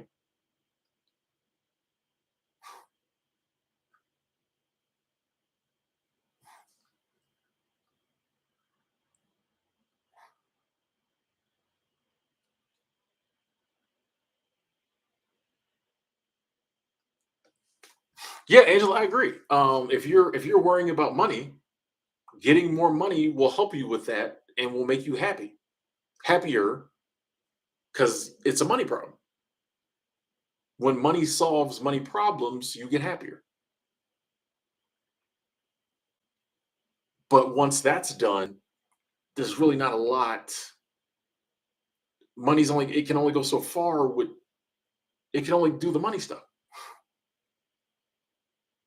and maybe help you out a little with other stuff. But if you're still lacking in other areas, it physically can't. You know what I mean? Like, but yeah, if you have money worries, money will solve that.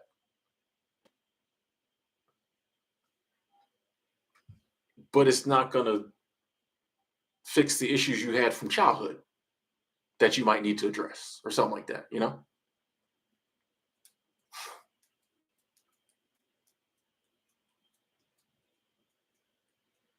And then, yeah, like Aisha said, there's that cycle of you make some money, you buy something, it's cool for a little bit. Then you need to make more money and buy something else. Like it's not because it's not like a real. That's how you know it's not like genuine happiness because like genuine happiness comes with like contentment. You know what I mean? Like if I love spending time with my friends, I'm good. You know what I mean? I go out to lunch with one of my friends. We have a great time. I come home. I'm content. I'm happy.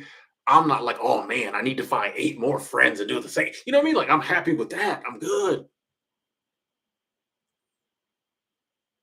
But like when something makes you happy, but you constantly have to be seeking it, that kind of lets you know this might not be genuine happiness.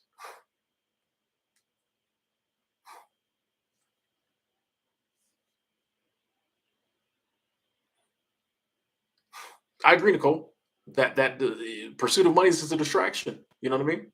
Like for a lot of people, especially like in the U.S., money's not the problem.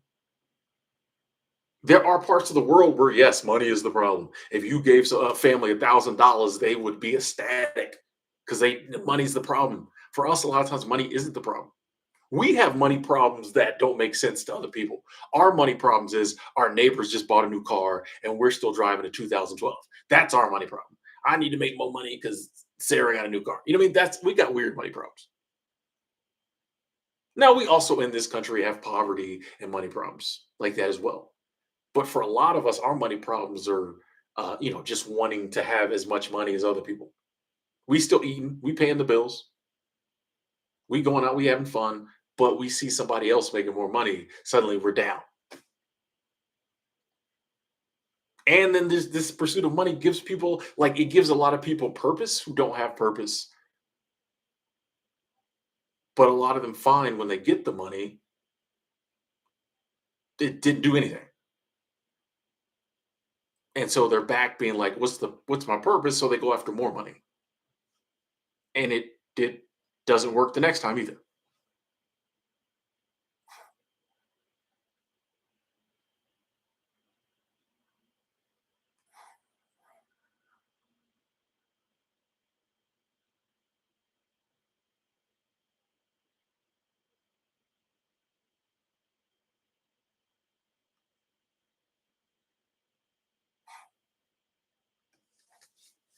Yeah, I agree, Angela. Miserable people are miserable with or without money. You know what I mean? Like you got to go to the source of the misery. Why am I miserable? What's going on here?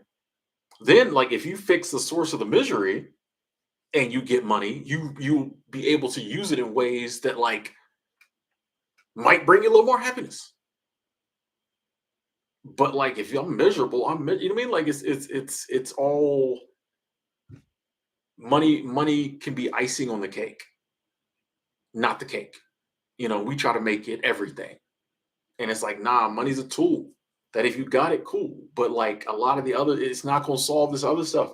Money solves money stuff. It don't solve this other stuff. And we try to make it solve because we've been programmed and we've accepted the programming. We've tried to make it solve everything.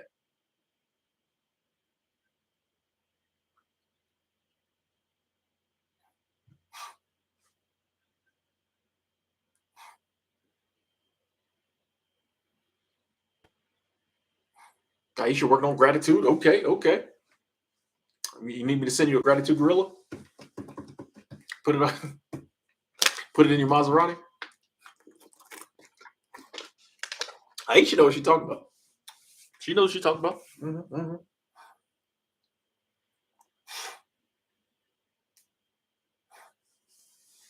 Softly said, "It's true that money isn't the problem, but for many groups, money is the obstacle in front of the problem." I believe that. I believe that. Yeah, I think for a lot of people, I mean, because we're conditioned money, money, money. You know what I mean? Louise Hay, I've been quoting her a lot because I've been listening to her a lot. She said that she found it's easier to conduct a workshop or like a class, um, a seminar on sex or anything than it is money. People very weird when it comes to money. I know this because whenever I start talking about it, people get Not so much this chat, but a lot of times when we start talking money, people get crazy. We got these weird beliefs about money. And yeah, I agree. Like that blinds people from, like I said, people think that like, oh, money will solve everything. And it stops them from realizing, oh, if I just kind of did that, that might make me happier. But it's like, no, I just need to get rich. Money over everything. You hear, get rich or die trying. Like, why? Get happy. Ruby, what's up? What's up? What's up?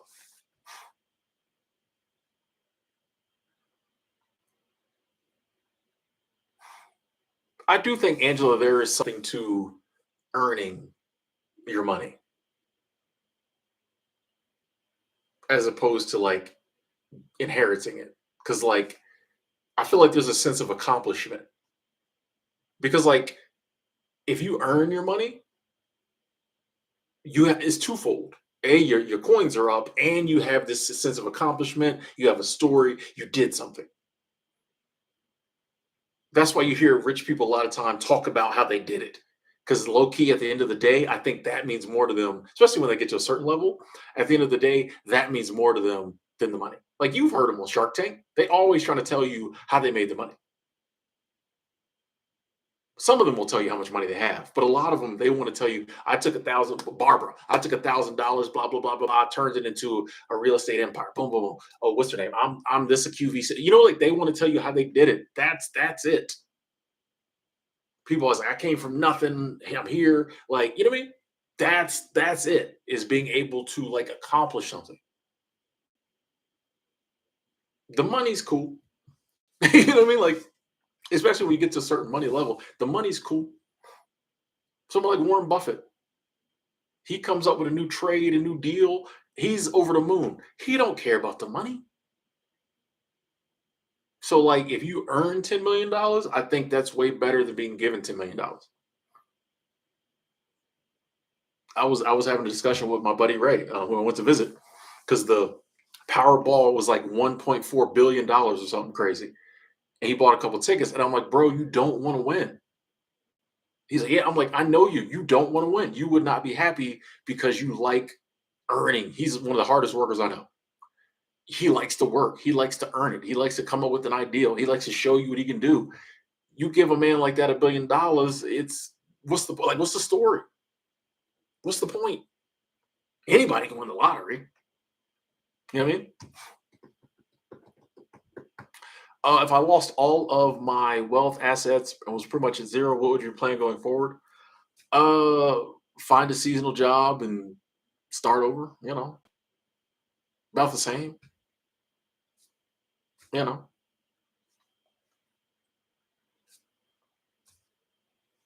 it helps when you don't have a ton of wealth and assets to lose. I mean, the goal would be the same. Have enough money to pay the bills. Help others and do the things I enjoy. So, like, just find a seasonal job, start over. We in here.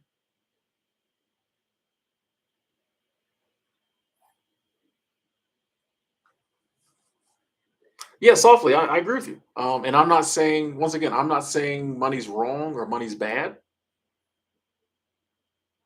I do understand that, like, in this society, like, we need money. So I'm not, we're I definitely don't want to make this a discussion about what governments aren't doing, things like that. Like, I'm not. I think everyone should try to manifest abundance, manifest wealth. Like I said, one of my goals, as soon as I write it down, is going to be to have enough money, have enough wealth, I should say, to take care of myself, my responsibilities, help others, and do the things I enjoy. So, like, yeah, I do think the healthcare system we have in this country is out of whack.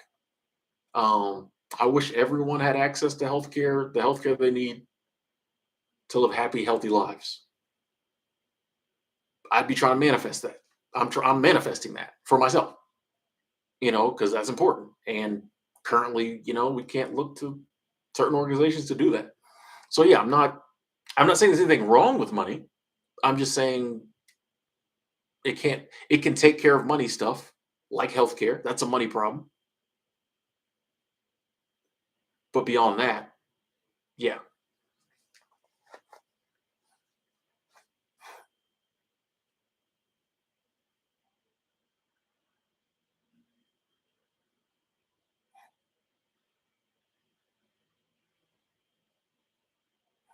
Bro, you sold a house, made a bunch of money, basically gave it away. Nice. Now I'm sweating to save 20 G's, but the money will be sweet because I know exactly what I'm earning for. Nice, nice.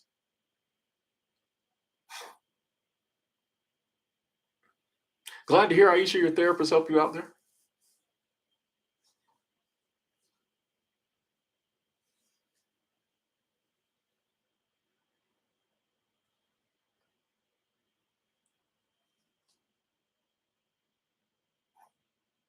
That's true. He'd be 23. If you give somebody $1 million who hasn't worked their way up to being a millionaire, they're not gonna know what to do with it. You give me $1 million, I don't know what to do with it. I don't know the tax shelters and the investments and all this other stuff I need to do. Like, I don't know what you mean. But if I work my way up to $1 million, I will have learned along the way how to be a millionaire. That's why I don't play the lottery. I don't want to win the lottery. I wouldn't know what to do with it. And people don't see it that way.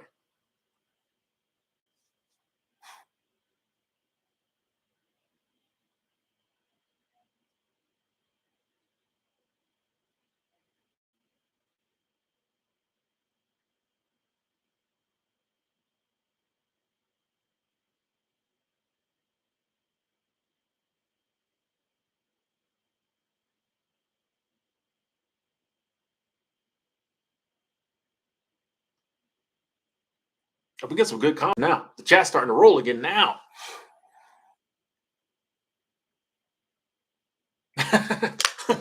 All right, Softy, I win the lottery. Softy, I win the lottery. I got you.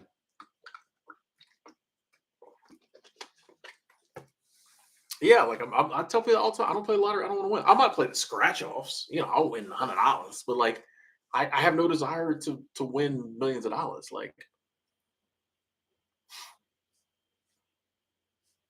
it's yeah. I would love to travel the world and not have to worry about money, but it's going to be a lot sweeter when I'm able to do that because I've earned the money to do that. You know what I mean? When I'm traveling the world and being able to pay for it, and I can talk you through the step. Here's another part of it too.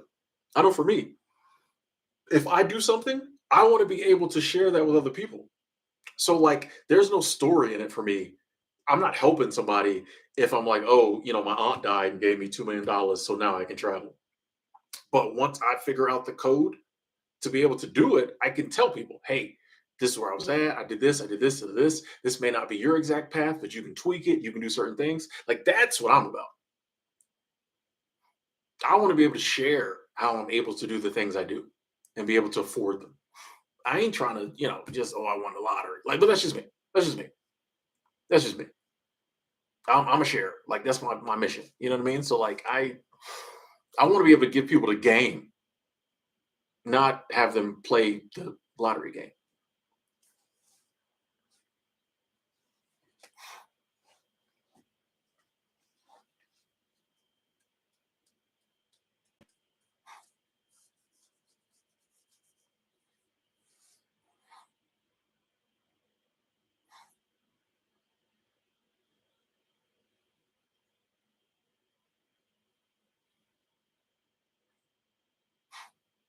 Yeah, Nicole. And that is a good reason for some people to get money, is because then the people who are willing to, do the self-analysis realize, like, oh wait, it wasn't the money, it was me. Wait a second, it wasn't the money, it was me. And yeah, yeah, I think a lot of people, when they get the ability to do whatever they want, don't want to do none of it. All the stuff that's, oh, when I get money, I'm gonna do this. They get money and be like, I don't really, because it's not what they really want to do. It all goes back to like figuring out what we really want to do and doing it. Because oh, when I get my money up, I'm gonna do this, this. Then you get the money, you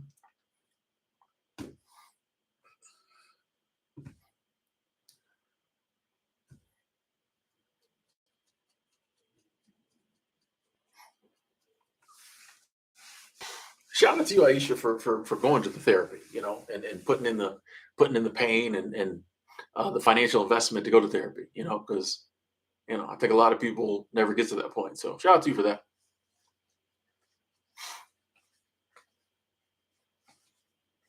I'm a big believer that that is one thing I do. I'll put that on my goals list. I do want to one day have a therapist once a month or whatever I go talk to. I want to start getting a massage once a month and a therapist. Maybe this at the same time. They call them massage therapists. Oh, you see what I did there? Man, that was good. That was good. That was good.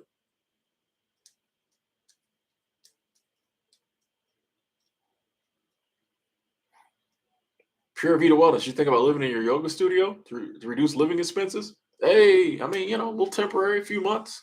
Stack some coins up. Renee, I haven't decided if I'm going to keep my beard for work. I don't know. I kind of got to get there and see how swanky it is. I'll probably definitely shave it down, but yeah, I'll probably shave it down and then I'll get there and see what the vibe is like.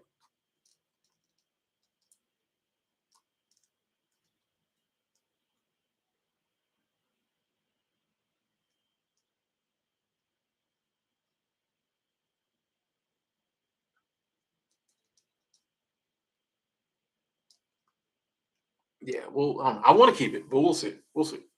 If I keep it trimmed up and you know looking right, I don't think they'll say anything. But yeah, I like the beard now.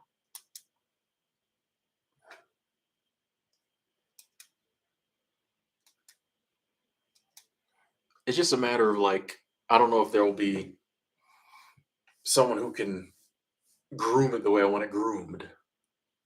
I'm gonna have to learn how to do it myself. Uh-huh.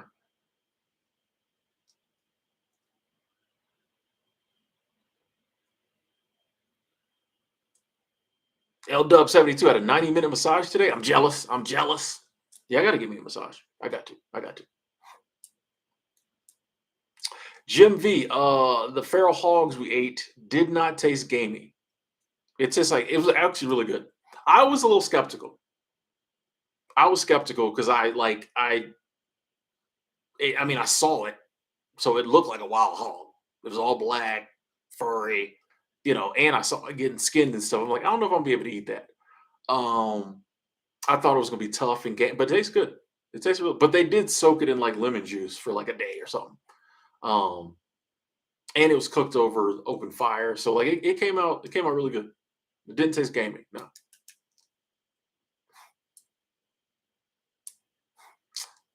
Eric said, Tim, I don't think it's positivity that's making you strong, but rather the armor you gained when life shot you down and you had to get up. Um, I feel like it could be a combination. I definitely feel like positivity has had a major impact on my life. Like I know it has. And I would never want to discount that because I don't see what would be the point. So yeah, I mean it could be a little bit of both, a combination of both. I feel like there's lots of things that has given me strength over the years, but I know positivity for me is has done wonders for me.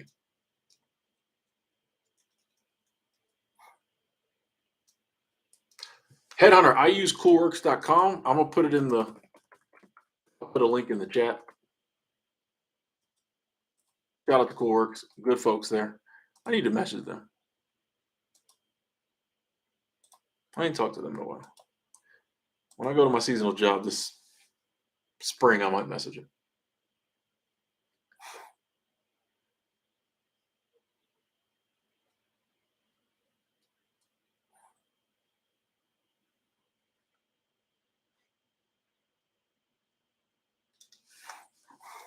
Gator is good. Gator is good. I've had Gator. I don't know if lamb chops are gamey, Aisha. I can't remember having them. Rose checking in. What up? What up? What up? Yeah, and I feel like back in the day, Angela, I could have got them to sponsor me. I feel like I dropped the ball with Coolworks because they used to send me merch and all kinds of free merch and stickers and stuff like that. And then one day they reached out and was like, "Hey, you want to do something together?" And I like never got back to them. So I think they kind of was like, "This dude," um, you know. But one of these days, I'm gonna reach out. And then I did a video like I'm done with seasonal work. Like they still like follow me on Instagram and stuff. So like one of these days, I'm gonna reach out and just be like, hey, I'm back seasonal work. Wondered if you want to do something. Cut the check. No, I'm joking. I'm joking. I'm joking. Actually, it wouldn't even be about money with them. I would love to just be like a Cool Works brand ambassador. Like I wouldn't care about the money. I mean, now if they want to cut your boy a check, but they do so well already. I don't even know if they need sponsors. VG Sound FX. Any particular video of yours to check out? Go to the channel page and just watch the one that pops up first thing. It's 8 hours. It'll take you through. It'll help you with that cubicle boredom. If you just go to the channel page, the channel trailer is 8 hours. Enjoy. Okay, sorry. Okay.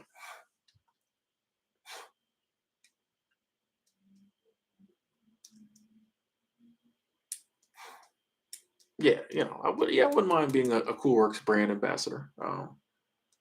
But I want to be back at a seasonal job. So maybe this spring I'll reach out, see if they want to do anything. I'm probably going to get on there. I want to buy me some Cool Works merch to wear when I get to my next seasonal job. Because that's a statement. Like, yeah, it's kind of a flex.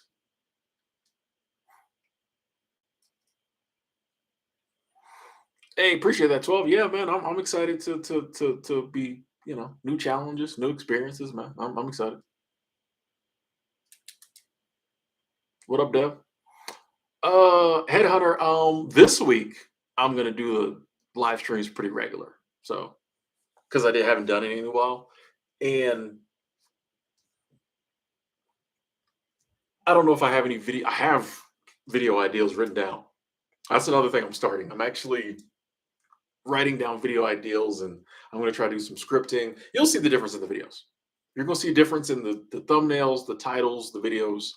But I don't know if I have any videos I want to do this week. So I might just do a bunch of live streams just for the funsies. Like, I don't, if nobody tunes in, cool. I just kind of feel like doing some streaming. Hey, sorry, XLY. No, don't watch the news. Glad you liked the video. Oh, Eric. Oh yeah, don't. Yeah, the travel partners coming along good. We not worried about it. Y'all see y'all. I'm just we just waiting. Rose trying to figure herself out. The usual. Oh hey, that's a noble pursuit. What else is there? Good luck.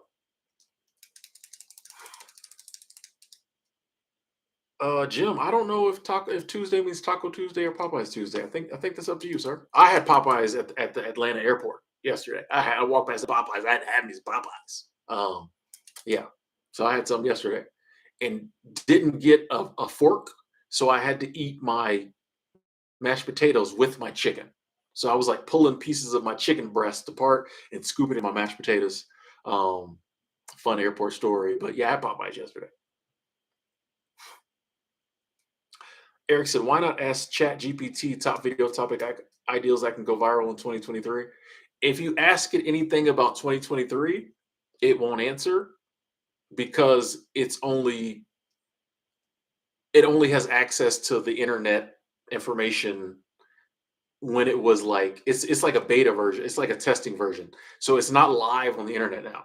So it'll tell you I only have information up to 2021. So if you ask it anything about 2023, it won't it'll answer, but it won't have an answer. Not to mention, like, even though I'm totally trying to embrace AI, even if it could do that for you, it's going to give everybody the same answer. You know what I mean? Like, it can't. Videos I do on my channel are for my audience, so like there's no way without, you know what I mean, currently, that it could give me video ideas that will go viral for me. So like I don't want to make videos that will go viral. I want to make videos that my audience appreciates, and then if I do a good enough job, it might go viral.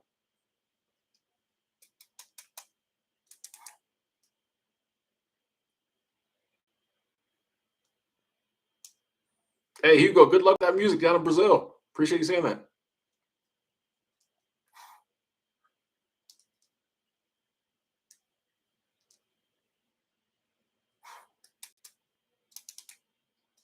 Yeah, there's definitely a lot of uses for AI and Chat GPT.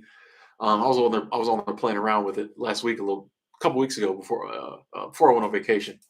Um, I just I don't know, like when it comes to creating content, I might use it for something like, okay, give me 15 title ideas for a video on so and so. If I've already got a video, I'm struggling with the title.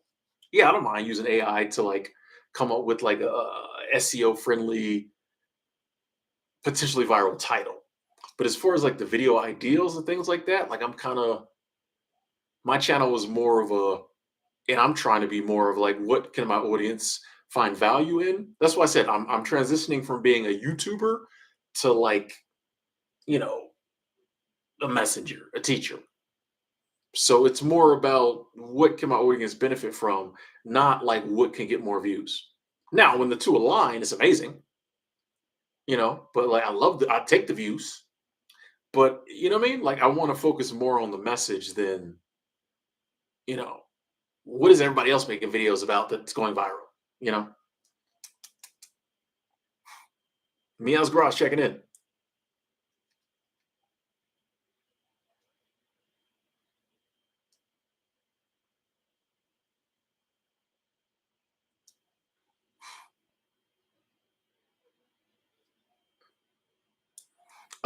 12. I don't know what you're talking about.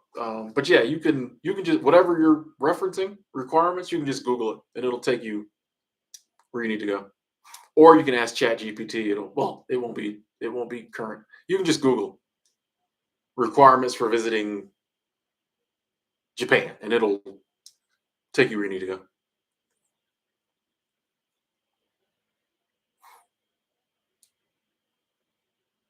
Hey, new subscriber. Thank you, Headhunter. Oh, we about to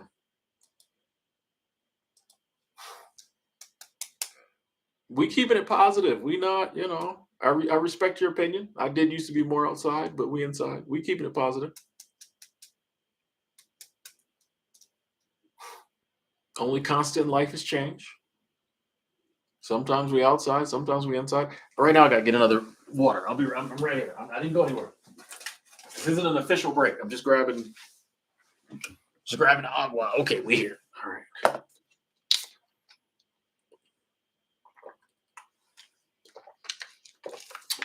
Hey, Meow's Garage. You're welcome. You're welcome. Said Tim, thanks for all the uploads over the years. I find myself watching all your videos and binging always. Nice, nice, nice. I appreciate that.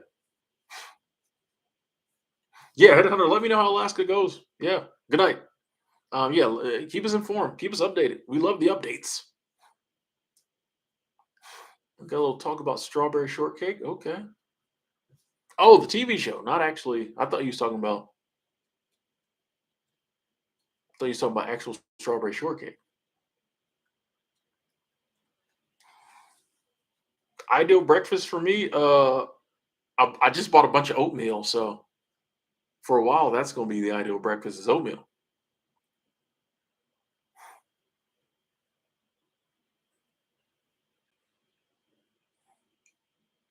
Hey, Earthly, we here. Earthly ambiance, we are here. What you need? What you need advice with? What you need? What you need? We'll see what we can do. What do you got for us? Oh, you're talking about strawberry shortcake, the food too. Okay.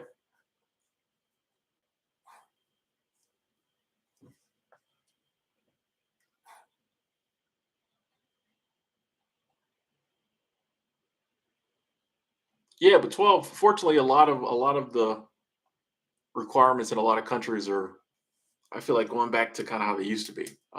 So that's good for overseas travel.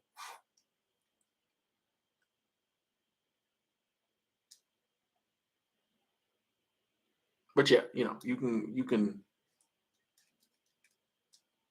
and you can even narrow it down. Wherever you're from, U.S. citizen traveling to so and so requirements. Like, yeah, it's pretty. You have to do a little reading, but it's usually pretty straightforward.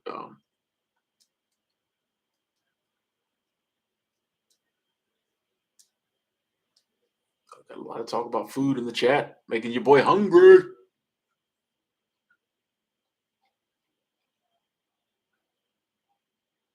I'm trying to see earthly ambiance. What you got? Oh, here we go. Here we go. A guy from ATL. Any advice on a basic camera for a new YouTube creator? iPhone. I'm gonna be honest with you. iPhone. Um, I think just a good phone. A phone with a good camera. A phone that you're already gonna have on you already. I think that's until you really get into content creation. I think that's the most you'll need. Okay, here it is. I'm 17 now. I want to be an author, write fiction books. Nice. I don't want to go to college, but want to learn about writing. What do you think I should do? Obviously, college is required to write a book.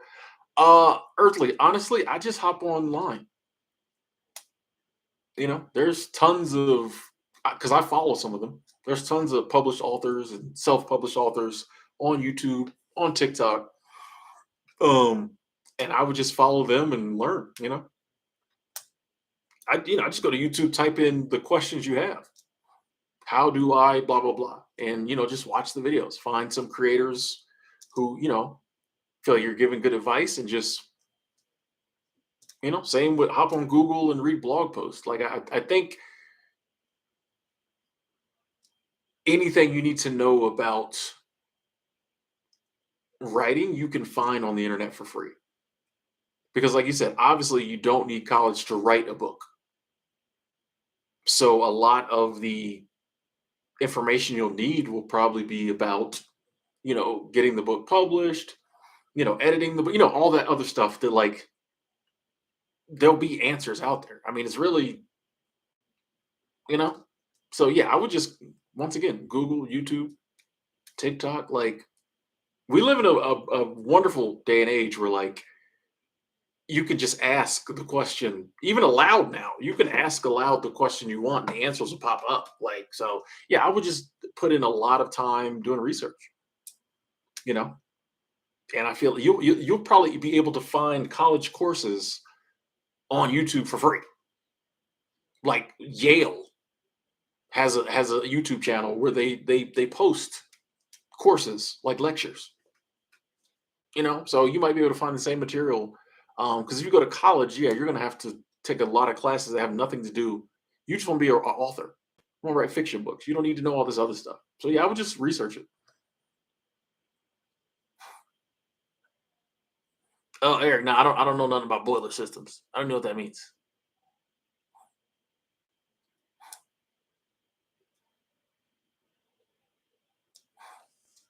I appreciate you saying that. EB23. I'd be good at reaction videos.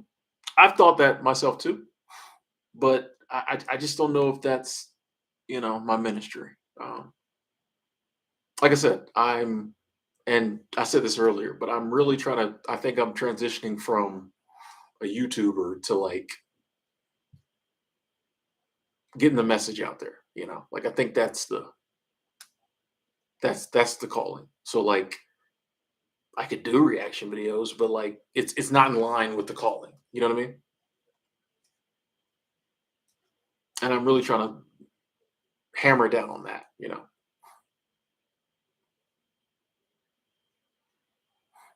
Oh, it's Bella. We still here? Yeah, earthly ambiance. Like if you know how to put together a good book,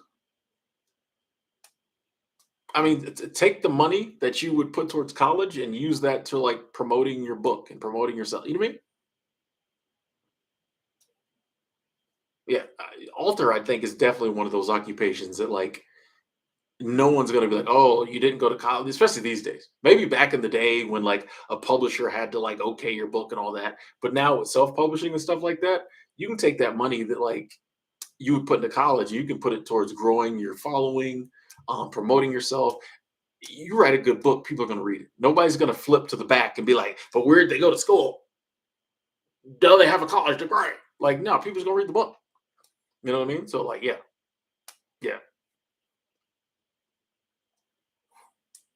I don't know. I might get a drone one day. I don't know.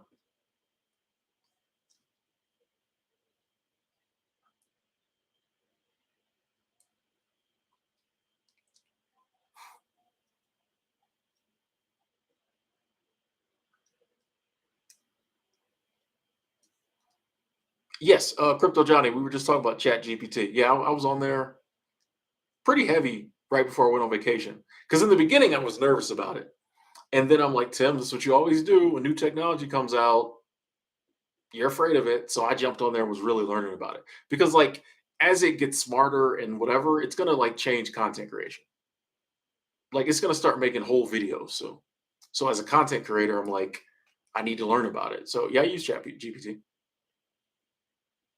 And now that I'm learning more about it, like, I'm not really as worried about it. Like, I think that when you can have AI come up with a whole video for you, it's going to make legitimate content creators even more sought after because our nose for AI created content is going to be, you know what I mean? Anything that seems like it's slightly AI created, we're going to be like, I don't know if I believe that. You know what I mean? I'm assuming. Like, I think we're going to thirst for a human talking to us because there'll be just so much AI generated content. I'm hoping this is what happens. Or they might put, AI might put the content creators out of business. Who knows? Then we'll just have to switch the game up, do something different. Am I going to do more live walk and talks? I would hope to. I would hope to. Like I said before, those are a little harder to do just because a lot of the places I walk don't get good Wi-Fi. I mean, good cell phone signal. So if I can find a place with, you know, once spring rolls back around, with good cell and I can walk and like talk and yeah, I'd love to do. I like doing those.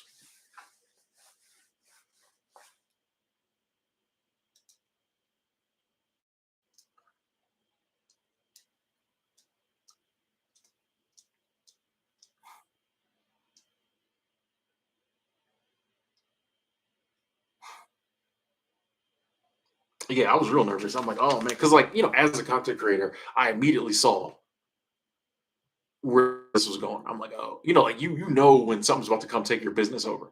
I'm like, oh man, a couple of years, you'll just be able to be like, make me a video chronicling 10 ways to do so and so, and it'll make the whole video. It'll put the music, the stock footage, it'll script it, it'll speak it.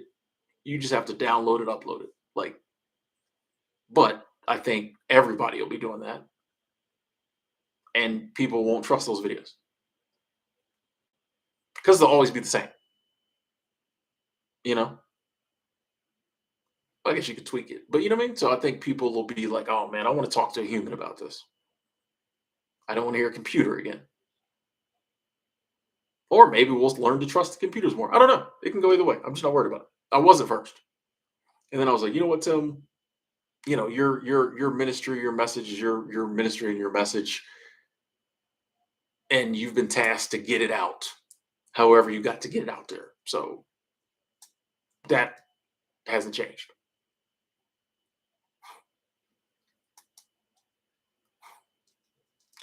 Better flight. You'll know the difference if it's a like. I would like to think people like if someone follows. I don't want to use me as an example. Okay, one of my a good friend of mine who's a content creator, travel snacks. I know her, so like if I'm looking into something about van travel, I may not know whether or not this other video I'm about to look at is a human or AI or whatever, but I know she's a real human because I've been following her for years. You know what I mean? So I think that's when brand and stuff will be more important because we may not know whether this over here is fake or not, but I know this person's real. I know Lynette Atkins is real because I've been following her for years. So when I want information on this topic, if she has a video on it, I'm going to watch her because I know she's real. These other people, I just don't know.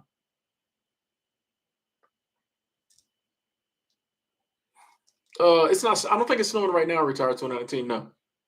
It snowed yesterday morning, but I don't think it's snowing now.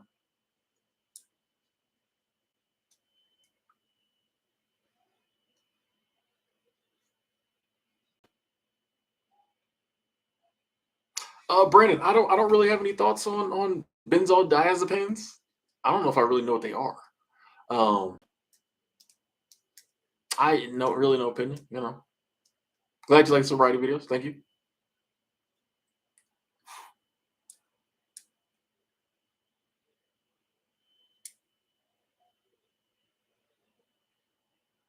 Hey, the creative eye of travel. Thank you. Thank you. So love your talks. You empower, inspire, and allow us to be ourselves and to be okay in our own skin. I think so much like you. I thought I was the only one. Nah, we out here. There's a lot of us who think the same way, and and thank you again. Um, yeah, I just think we don't run into a lot of people in our daily lives sometimes that voice voice it. And a lot of times we don't, you know. And so yeah, I think it's cool when you can find a community of people who kind of think the same way. So welcome. Steak or chicken? Both. Can have both.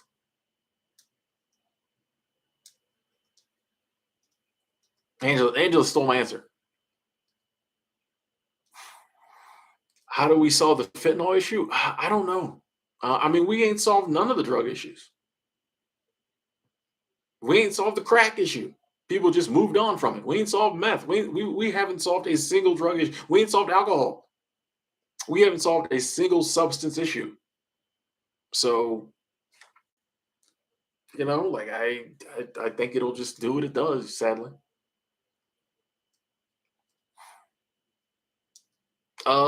Earthly, yes.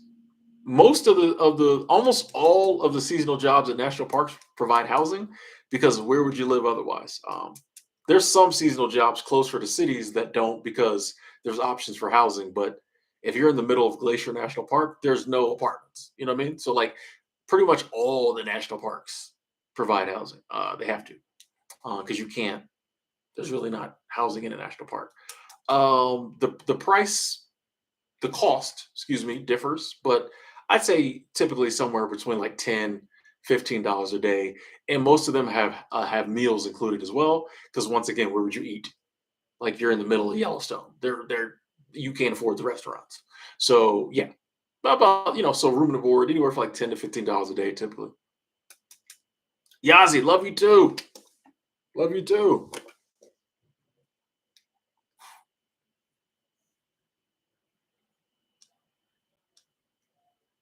Yeah, Brandon, I don't miss those days. I do not miss those days. Them hangover days. Don't miss that at all, man. I remember them brutal hungover shifts, man. Too many, too many, too many.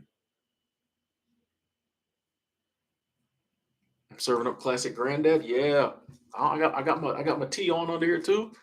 All I need is like a gold. I need a little gold chain. That is something to look up. Sistrunk TV. I don't really do bests or favorites or Alaska was amazing. Montana was awesome. I don't like to narrow things down to like why. Um, but Arizona's cool too. It has its stuff. You know. Same straight out of money. Yeah, I don't. Yeah, I just don't like to pick favorites. I've worked places I really enjoy. Big Sky Resort meant a lot to me. YMCA of the Rockies, a lot of cool people working up there. Beautiful scenery. Everybody's got their stuff. Cause sheep checking in.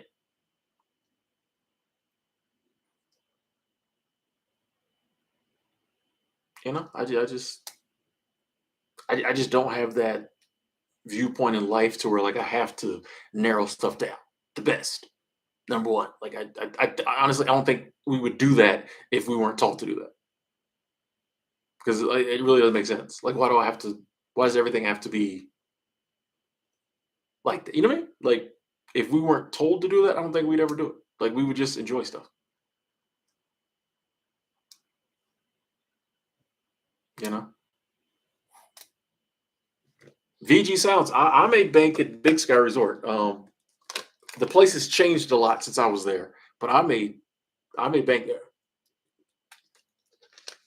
I made good tips. Like not as much tips as like the servers make, but for as a housekeeper, I made good tips as a housekeeper. Like, you know, we did I think I'll take one more bathroom break, come back for a little bit, then we might call it. But hang in there.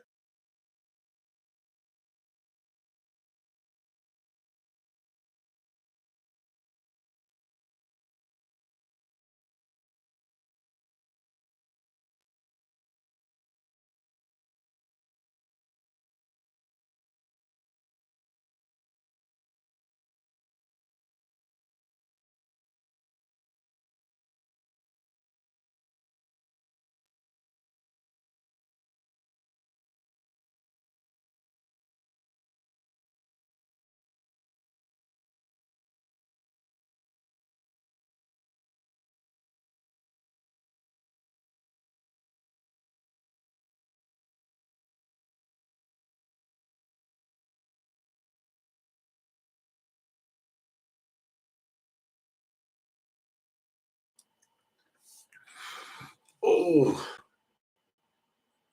getting up on like 78. Well, I got her, and then like my desk is so I have to. I can't just um the way my setup is. I have to slowly get up. But then I also am good. Like when I sat down, I'm like, oh, like I don't know.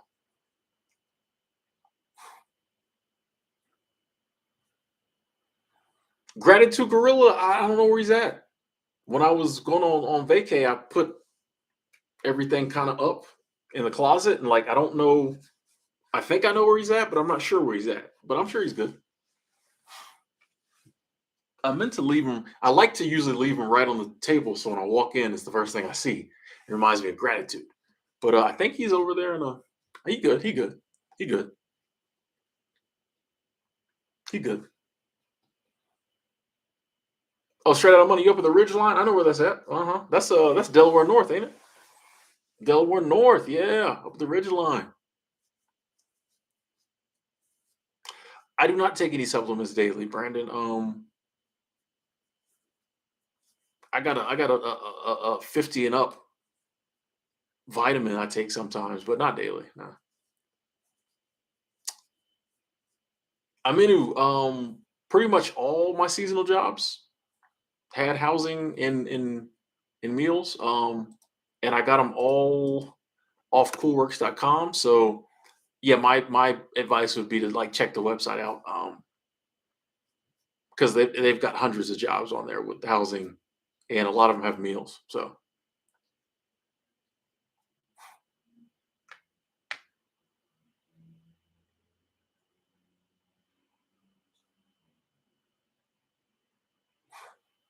the biggest housekeeping tip I ever got, I think it was like $100, biggest. But I consistently got 20, 40, 50. But yeah, I think 100 was the biggest I got at one time. But yeah, we got 50, 60 a few times. Yeah, they would, people would show love, man. People show love. But I mean, I worked the tip. A lot of housekeepers don't work the tip. I work the tip. I smile. A lot of housekeepers. Here's the I'm gonna break this down real quick. If you're ever thinking about being a housekeeper, a lot of housekeepers think that if you clean the room, you get good tips. No, no. A lot of housekeepers think that if you clean the room good enough, you'll get good tips. No, I'll tell you why. People expect the room to be clean. It's just like if you have a waiter or waitress that just brings you your food and fills your water up, you're not going to give them the big tip. People expect the room to be clean. You have to go above and beyond that. So speaking in the hallway, you know what I mean? Cleaning the room and doing something extra. That's how you work the tip.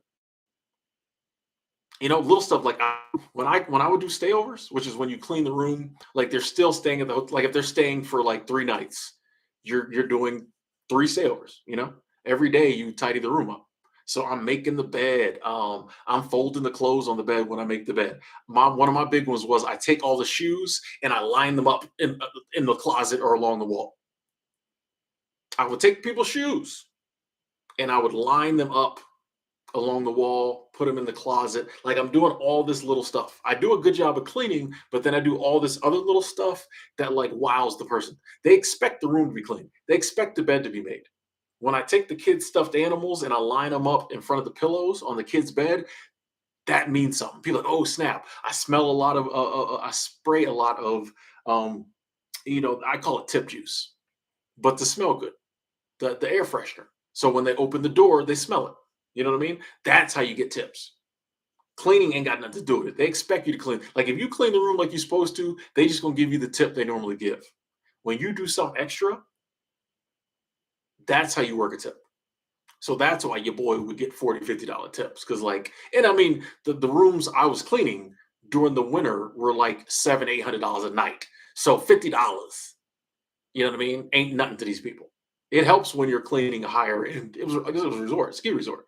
So when they're spending $600 a day on skiing and $800 on the roof, like you know, what I mean? $50 ain't nothing to them. But that's how you work the tip is doing things that surprise them. They walk in the room and they're like, "Oh snap, he did so and so." You just clean the room. Nobody cares. You got to think like the guest.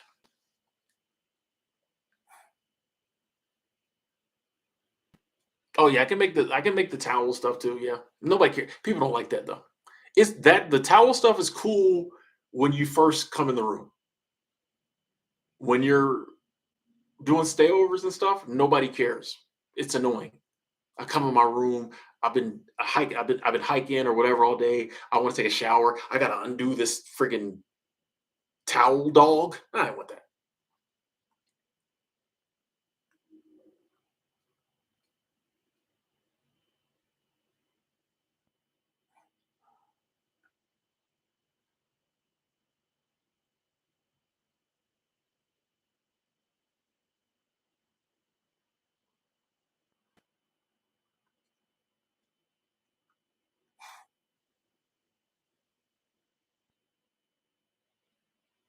Yeah, Rico, we can still here for a few more minutes. Yeah, you're supposed to take the trash out, John. That's supposed to happen. But yeah, you'd be amazed. A lot of people don't. Yeah, take the trash out. Like I would clean. I spent more time on my stayovers like anybody else. I mean, not, but I was cleaning some luxurious, some decent places. So like I would spend. People would get out 10 minutes. I'm spending 20, 25 minutes in a room on a stayover. You know what I mean? But I was getting paid piecework, so I knew how much I was gonna make per room. But like I'm trying to work the tip. Like I'm refolding the toilet paper, all kinds of stuff. Like I'm working the tip. Um, but here's the thing. Also, there was other things I wouldn't do. Like I'm not cleaning the shower out. I'm not cleaning the tub. A lot of times I didn't reclean the toilet, but I did so much other stuff that like nobody cared. Like I don't care if you don't clean my shower out because I dirtied it up. But I care when you do little stuff like, you know, taking all the trash out, putting the trash cans back, or you know, what I mean, little stuff. I'll tell you, it's you got to think about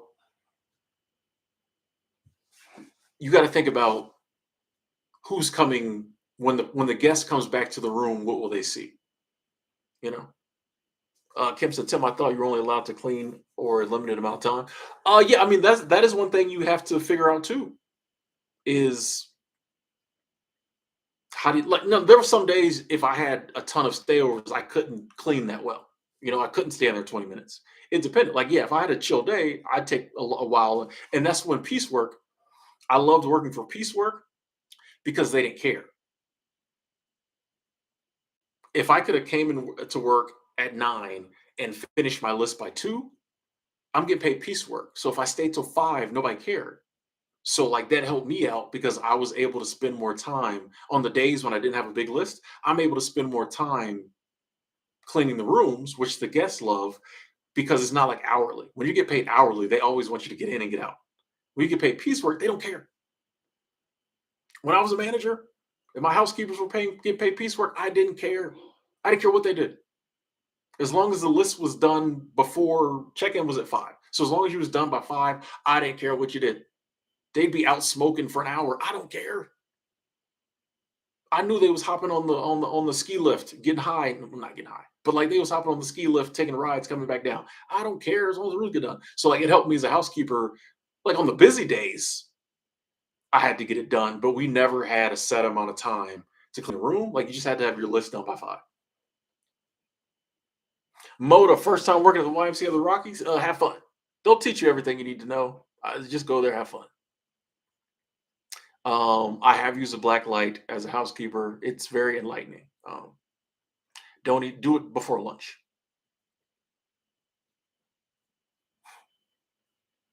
The Bibles, the people come to the hotel and put the Bibles out. Yeah, they come around and put the Bibles out. Yeah,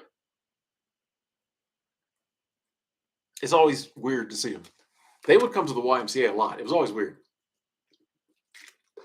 because they would just like show up at a cabin. I'm like, who are these people? They're like, oh, we're here to get the old Bibles, put the new ones in. I'm like, dang, people still do that.